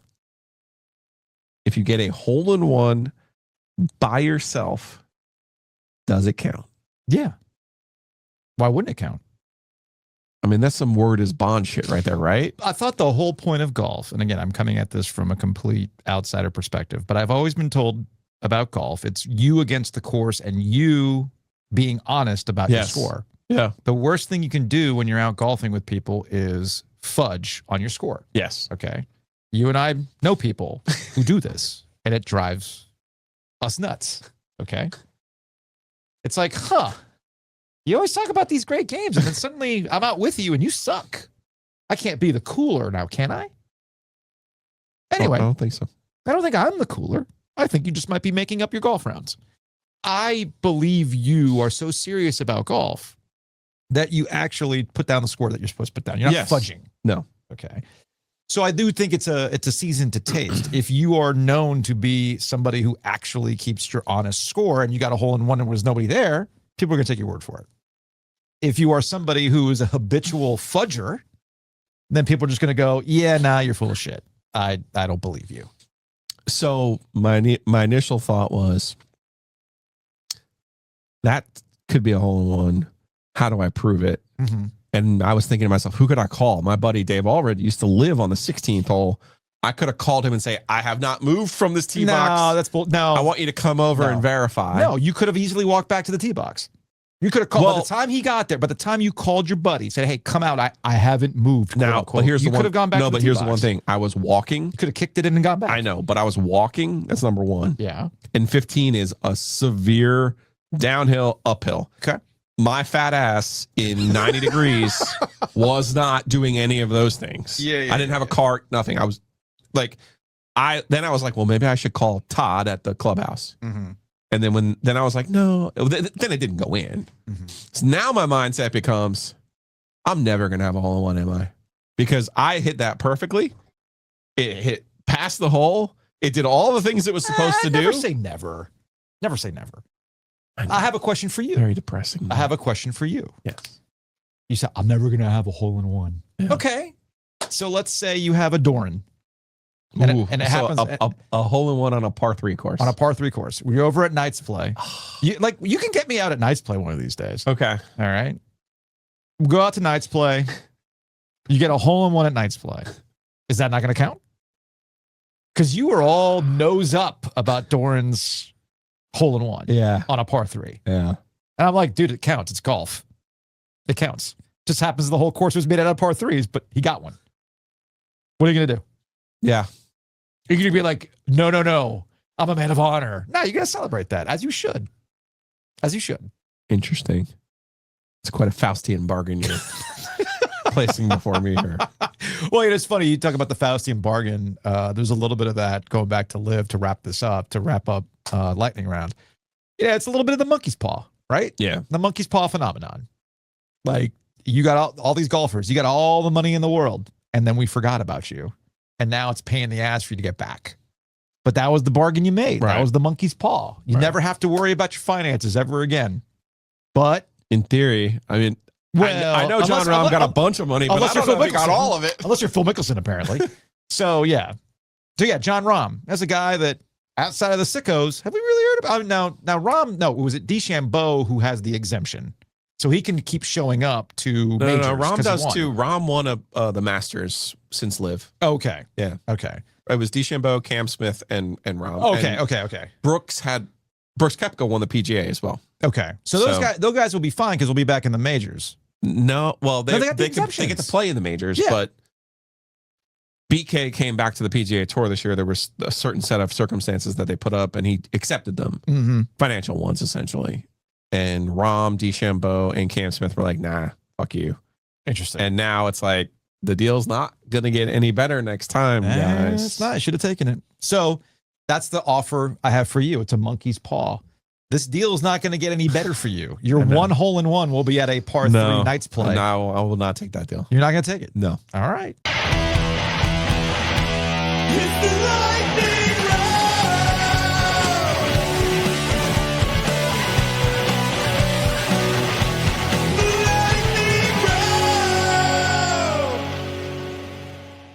Now, as we mentioned, the lightning round is now brought to you by Gameday Men's Health. Austin Blake, general manager of Gameday Men's Health in Cary, is now hanging out with us in studio on the Heister Automotive Group hotline. You couldn't see it, but when we do the lightning round video intro on YouTube, it's like Zeus with like a 36 pack. Yeah. Now, because it's AI. This is not what Gameday Health is about, though. It's not about 36 packs and things like that. That's not what this is about. This is just about getting you to feel like you want to feel. So for those who are unfamiliar with Gameday Men's Health, give me like the Cliff Notes version of what you do in Cary. Our main goal is to optimize men's health. It's to really break the stigma because, there's a lot of services for women, and to be a men's health clinic to where guys can come in, they can be comfortable.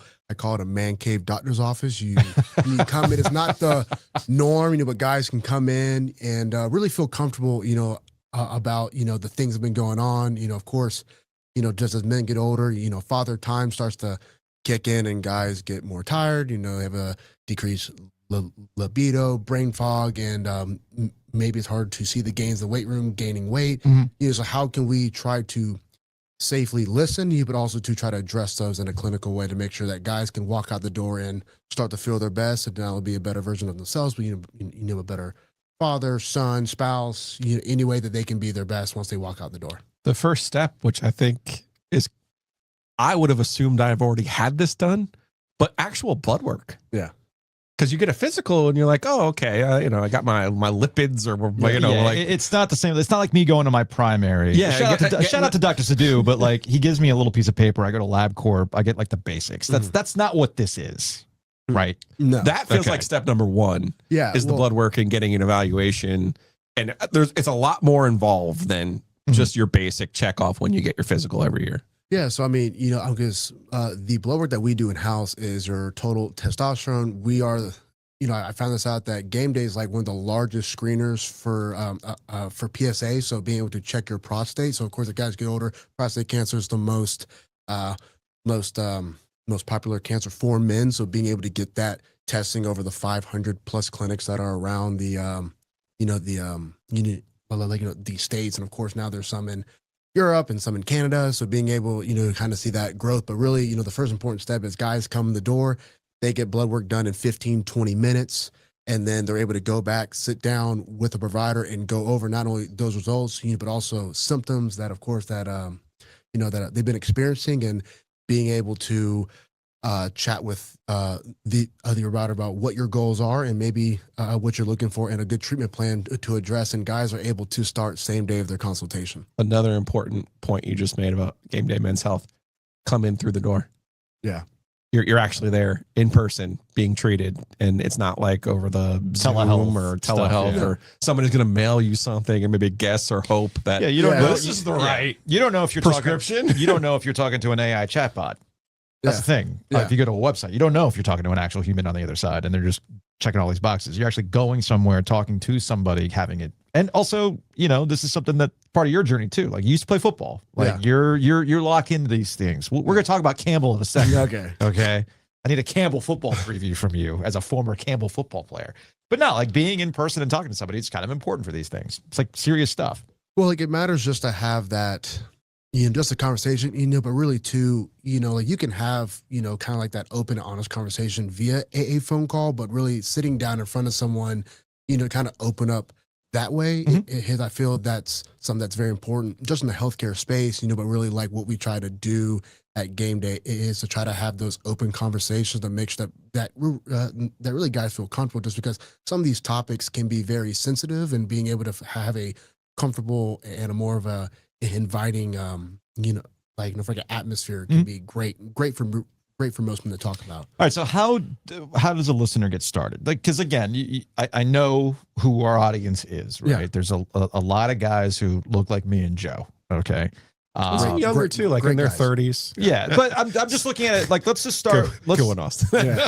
Let's just start with somebody that's very similar to me and Joe, right? Yeah. He's past 50. I'm approaching 50. You've got kids. You're like, I'm tired, but why am I tired? Oh, it's because I didn't sleep well. Oh, it was because of this, or like I had a long day. But this is a consistent pattern, and you just like are like back burner. Yeah. That's like typical of just most guys. You're just like back burner and things like that. So if you're wondering, all right, why do I feel tired? Why do I not feel as sharp? Why do I have that brain fog? These are things that I experience from time to time. I know some of that is me raw dogging ADHD, but that's a different discussion for a different day. Okay.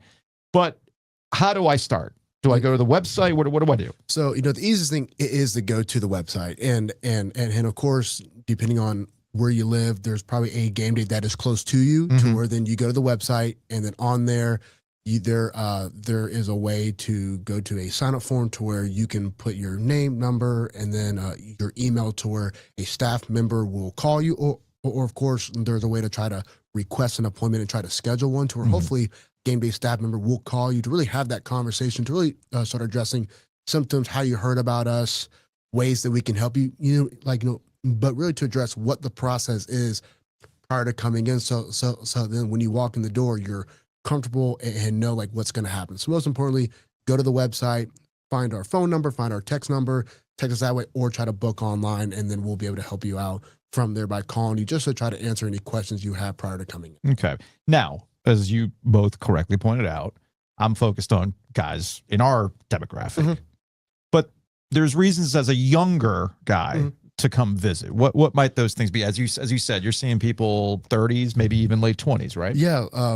There's definitely been an uptick in a lot of younger men having low T levels. And, there's a bunch of reasons why. I've always kind of told most of my friends, it's probably, for most of us who probably were playing sports, we just had a lot of, Burger King and McDonald's growing up, to where, it's just all the processed food. Or of course now just a lot of kids are not outside as often. And of course, to naturally try to get your T levels up, it's work out, sleep well, and try to exercise, eat as well as you possibly can.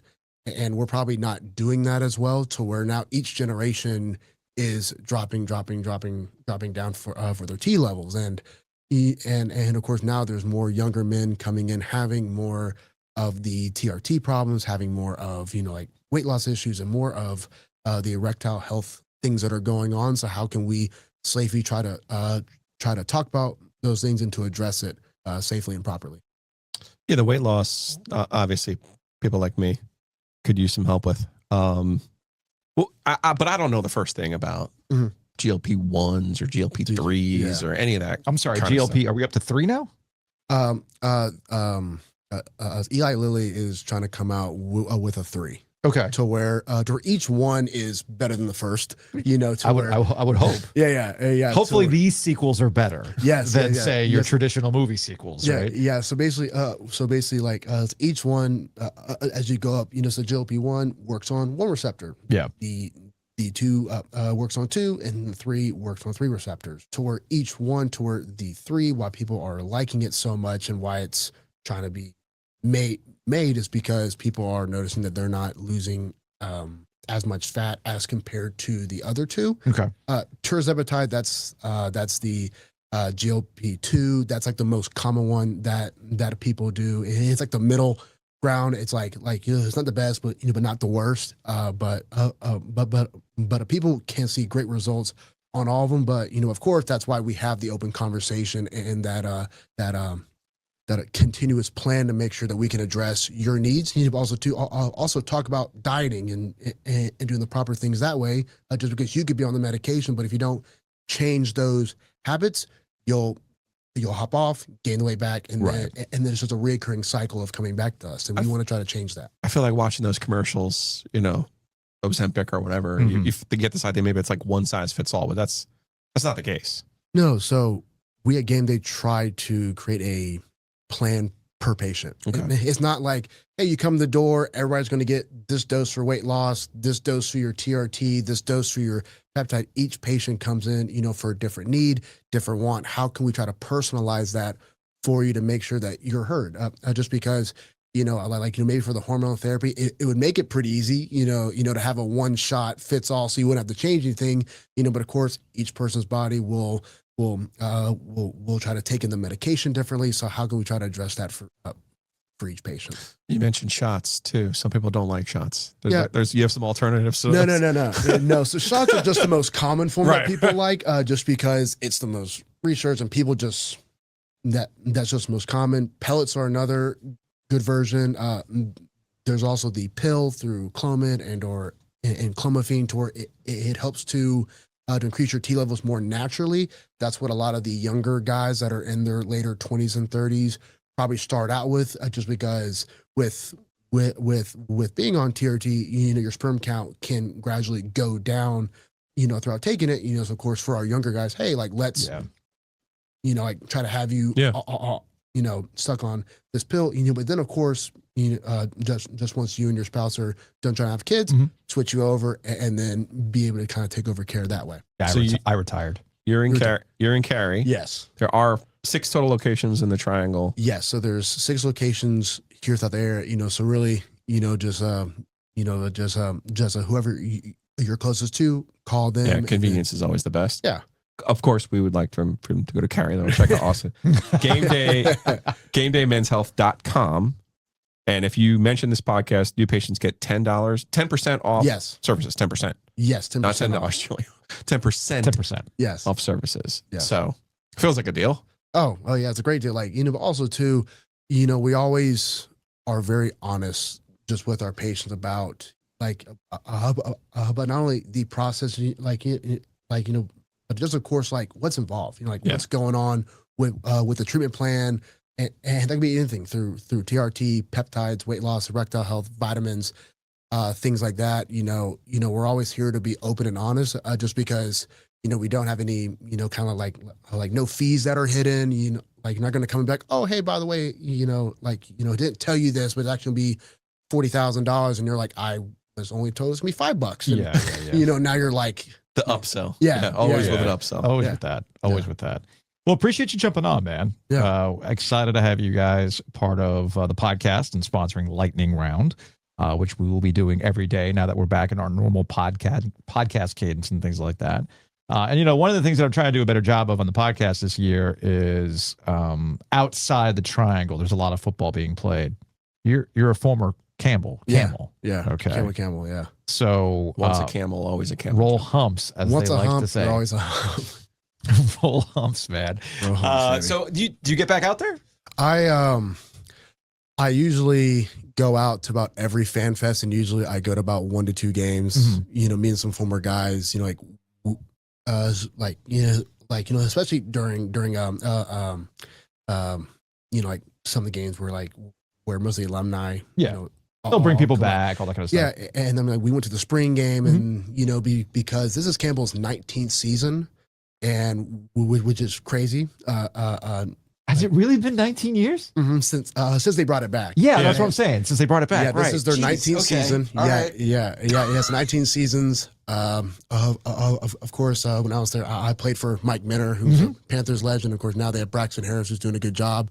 For some of the guys that I still talk to, but most of the guys that are still there, I might know 2 guys. It's most of the GAs / guys that were freshmen. Once I was there. Well, you also, if I understand my Austin football history here, you had an injury that took you out, kind of set you on a interesting health path. Yeah. Because of that, Mhm. and also COVID. Yeah, So it's gonna mess all sorts of stuff up. Yeah. Right. yeah. So, but Yeah. it's good that you still get back there. You still have that kind of connection and whatnot. Yeah, it's always great just going out there. Just Campbell meant so much to me. Mhm. Because you mentioned my health journey. To where I anybody who knows anything, like I was diagnosed with Guillain-Barré. It's like an autoimmune disorder to where pretty much had to go through many months and years of rehab trying to relearn how to walk, and and God like just really saved me during that time, and Mike Minner, he allowed me to keep my scholarship. That's awesome. Which is pretty crazy to where went from a 295 pound center to a 233 pound guy who's trying to pick up a 5 pound weight, and that feels like just the entire world. And now I'm like, oh hey, like now I'm out here trying to play football again psychotically, just trying to go out there and try to play football again. And I'm like, hey, like let me go play college football again and try to and try to act like I still got it. So so God really how'd that go for you? In my final 2 years, so I redshirted my year there, and then I started and played in 4 games. That's amazing that you got back out there. Yeah, okay. Well, so my goal was not to let an injury define me. I wanted to hang it up, and I knew that. So I was a math major in college, and it's through this path I felt God was like, hey, like I have a different calling for you. Let me switch you to healthcare, to where talking to all the different techs and all the different physical therapists, my biggest question was, why do you do what you do? And they're like, I love helping people. And then of course they didn't want to be a doctor or a nurse, but I was like, how can I be a part of the patient experience? So being able to talk to different, guys each day about what they're going through, and being able to hopefully give them some ease for, what's going on, to be like, hey, like we have something here that can change what's going on and give you a, I do, because once I had my injury, my normal was completely different. Yeah. To where, now I say, how can I make your normal as best as it possibly be, to where hopefully, I mean, we've been open for 2 years since August. Like, so how can guys come in and maybe in, 3 months, 1 month, 1 year, they look back and they're like, I don't know what I used to feel, but I know I feel great now. And being able to kind of change their outlook on life is something that's pretty important. No, that's awesome. That's awesome. Well, thanks for coming in, man. Check out GameDayMen'sHealth.com. Tell them you're an OG listener, and you will get 10% off those that plan. So again, that's GameDayMen'sHealth.com. All right, awesome. Appreciate it, man. Yeah, well, guys, thank you so much for letting me, just hop on today and roll humps.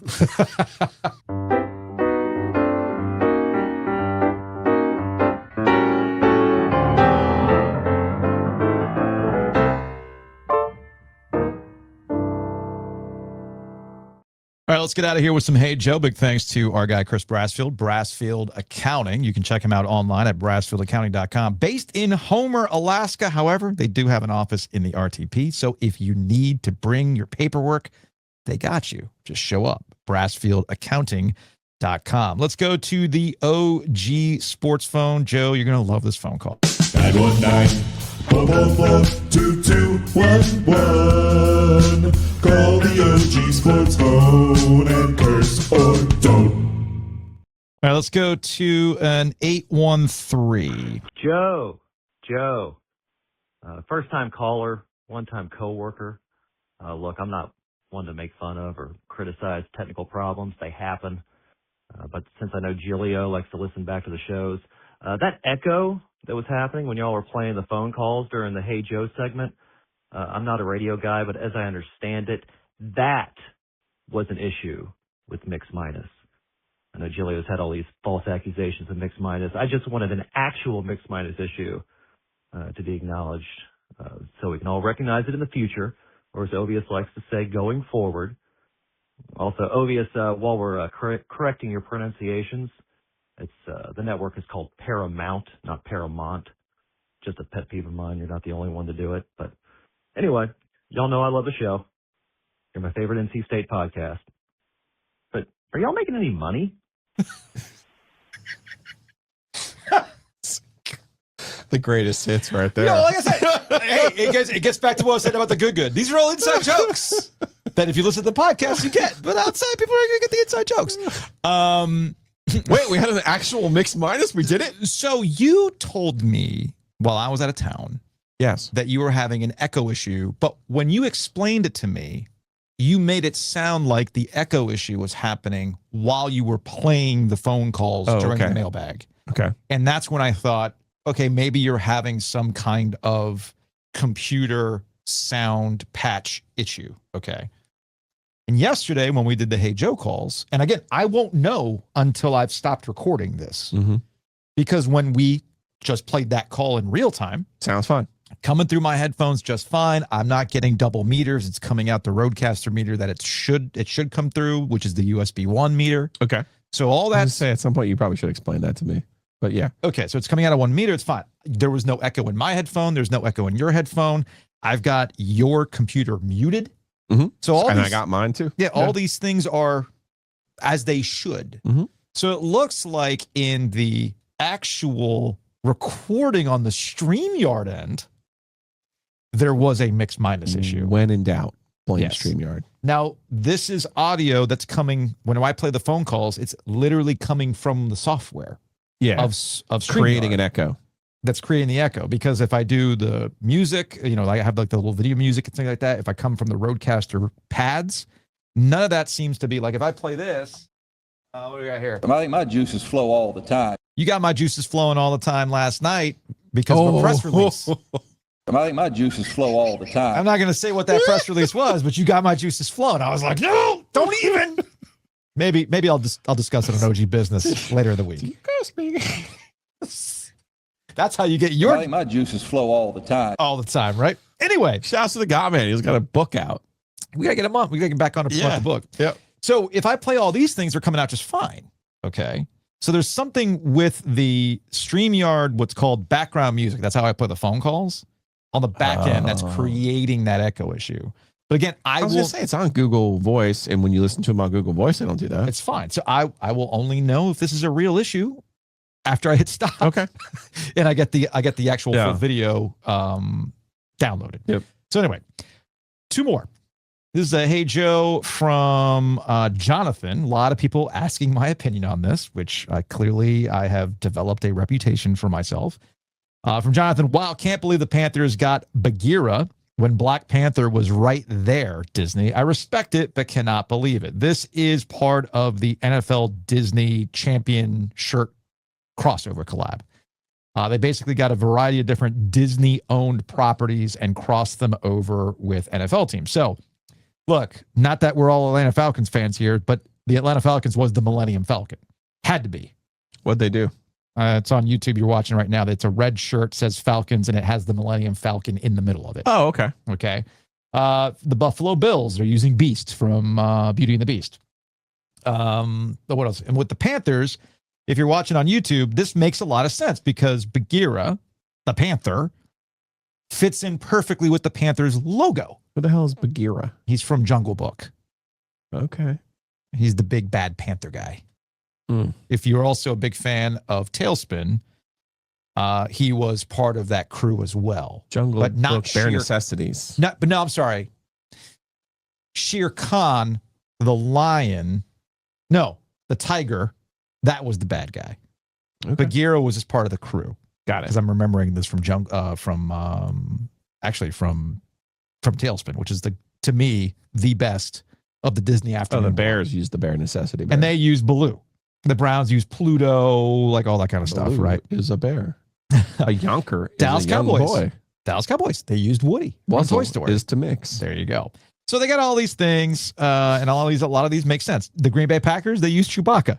That goes kind of hard. They used Chewbacca. They used Simba for the Lions. Yeah, I don't Okay. know why they used Who Chewbacca. used the Green Goblin? The Jets. What did the Jets use? Was it the Green Goblin? Yeah. I think Saw the the Green Chiefs Goblin. are the big bad wolf. The Raiders are shocking Darth Vader. So all of these make a lot of sense, right? A lot of these make sense. Of course, it's gonna be Darth Vader.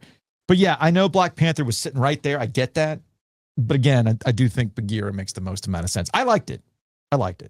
Why does Bagheera make more sense than the Black Panther? Because it's a panther that is a cartoony version of their actual logo. You can't really do that with, if you looked at the shirt, it really looks like the Panthers logo just in the form of Bagheera. It makes sense. Okay. He is a Black Panther. It doesn't have to be the superhero. Just saying. I'm just saying. And finally, I got a Hey Joe for you. I mean, I know what's his name? Massa Jerry never would have put up with Black Panther being Absolutely the Black not. Panther. Absolutely not. The new group, I don't think they'd have a problem with Bagheera. That woke superhero nonsense? Absolutely not. And finally, Unless he's got a friend wearing jeans. And finally, I got a Hey Joe for you, the Hockey Hall of Fame. And I was just there back in what was it? February. I was just there in February. The champs have arrived. Yeah. The Canes championship exhibit is now on display at the Hockey Hall of Fame. If you've never been to the Hockey Hall of Fame, it is slightly underwhelming. Slightly underwhelming in terms of halls of fame that I have been to. I've been to Cooperstown. I've been to Canton. I wanted to take Jacob. Springfield? You been to Springfield? Basketball? No, I have not actually. Oh, it's fun. I've not. I got to put that on my list. So there's a casino right there. I took Jacob up to Toronto. Of course there is. I took Jacob up to Toronto so he could see up close the Stanley Cup. Yeah. Right. And I got like very minimal Canes displays and all that kind of stuff. It's whatever. So they've got the new display and they're putting it together. Putting it all together. Okay. Yeah, I see. I see Jordan Stahl. I see Taylor Hall. We got Seth Jarvis, which, by the way, I have one Canes thing to do. Okay. I see there's a jersey. They got gloves. Towel, like a rally towel. Yeah. Perfect. Oh, they got champagne. Oh, the bottle. Yeah, that's cool. Yeah, that's cool. They got the puck. Okay. I see the goggles from the celebration. Okay. Yeah. Well, it's fucking awesome, isn't it? That looks great. Yeah. What's the issue? These fucking cowards, they can't elect them, and they can't even put them in the display anywhere. I mean, the jihad this program has against the Hockey Hall of Fame, because of their jihad against Rod Brindamore, has just reached another level. Oh man! One last thing. Put Rod in the hall. God damn it! Can't even do that. Well, he technically is in the hall. His name's on the cup twice. I understand that. You have a fucking display of his team. Not even in the background? He's got not even the team pick? What is it, the Selkie? He's got the Selkie too. He's on the Selkie. He's in the hall. I've seen it. I saw it. I saw it. Fucking gross. Oh, one last thing that I'm thinking about it. I'm going to stick up for my guy, Adam Gold. Okay? Did you see this? Was this Adam getting some love from Jarvie? You call it love. So somebody points out, Jacob Slavin, only player last season to earn both a gold medal and a Stanley Cup. Sound siren. So Adam retweets that and says, "This is such a great flex. Someone send this pic to Jarvie." Now, oh yeah, because they Canada and he loses. Blah blah blah blah blah blah. Seth Jarvis retweets Adam. Open this out for the first time in months, and this is what I'm welcome to. Appreciate that, Adam. This, of course, again, context is required here. People see this, they don't know who Adam is, they know who Seth is. And it's like, wait, they don't know who Seth is? No. They don't, I flipped that. They don't know who Adam is, they know who Seth is. Oh, okay. Like the larger world. Yeah. Okay. So people are just like not understanding that it would be like Seth Jarvis chirping you. Sure. Or Seth Jarvis chirping me. Like he knows us. We've had there'll be Seth Jarvis popping online saying, "Hey, Giglio, remember when I beat you in the putt-putt?" Yeah. Like that kind of stuff. So people are like banging on Adam, like, "Who's this fucking asshole?" And it's like, guys, the chirping can go both ways. Right. Okay? Right. Like, it's that kind of stuff, context-free Twitter, that drives me insane. And I spend less time on that platform because of stuff like this. It's just, who's going to be the main character of the day that we're going to dunk on? Well, now look, I'll take any chance to dump on Adam. I'll do it myself. I love dunking on Adam. Right. I love it. Okay? That's what Seth Jarvis doing to him. But if you have like zero context as to like the dynamic there, you don't have to tweet. Sit this one out. You can sit it out. Okay? And it doesn't have to, man, fuck this guy. No, guys. Log the fuck off. And let us be the ones who rip Adam. Let the professionals handle it. Something wrong with that. Yes. Let the professionals handle ripping Adam. It's my specialty. All right. We'll see y'all Wednesday.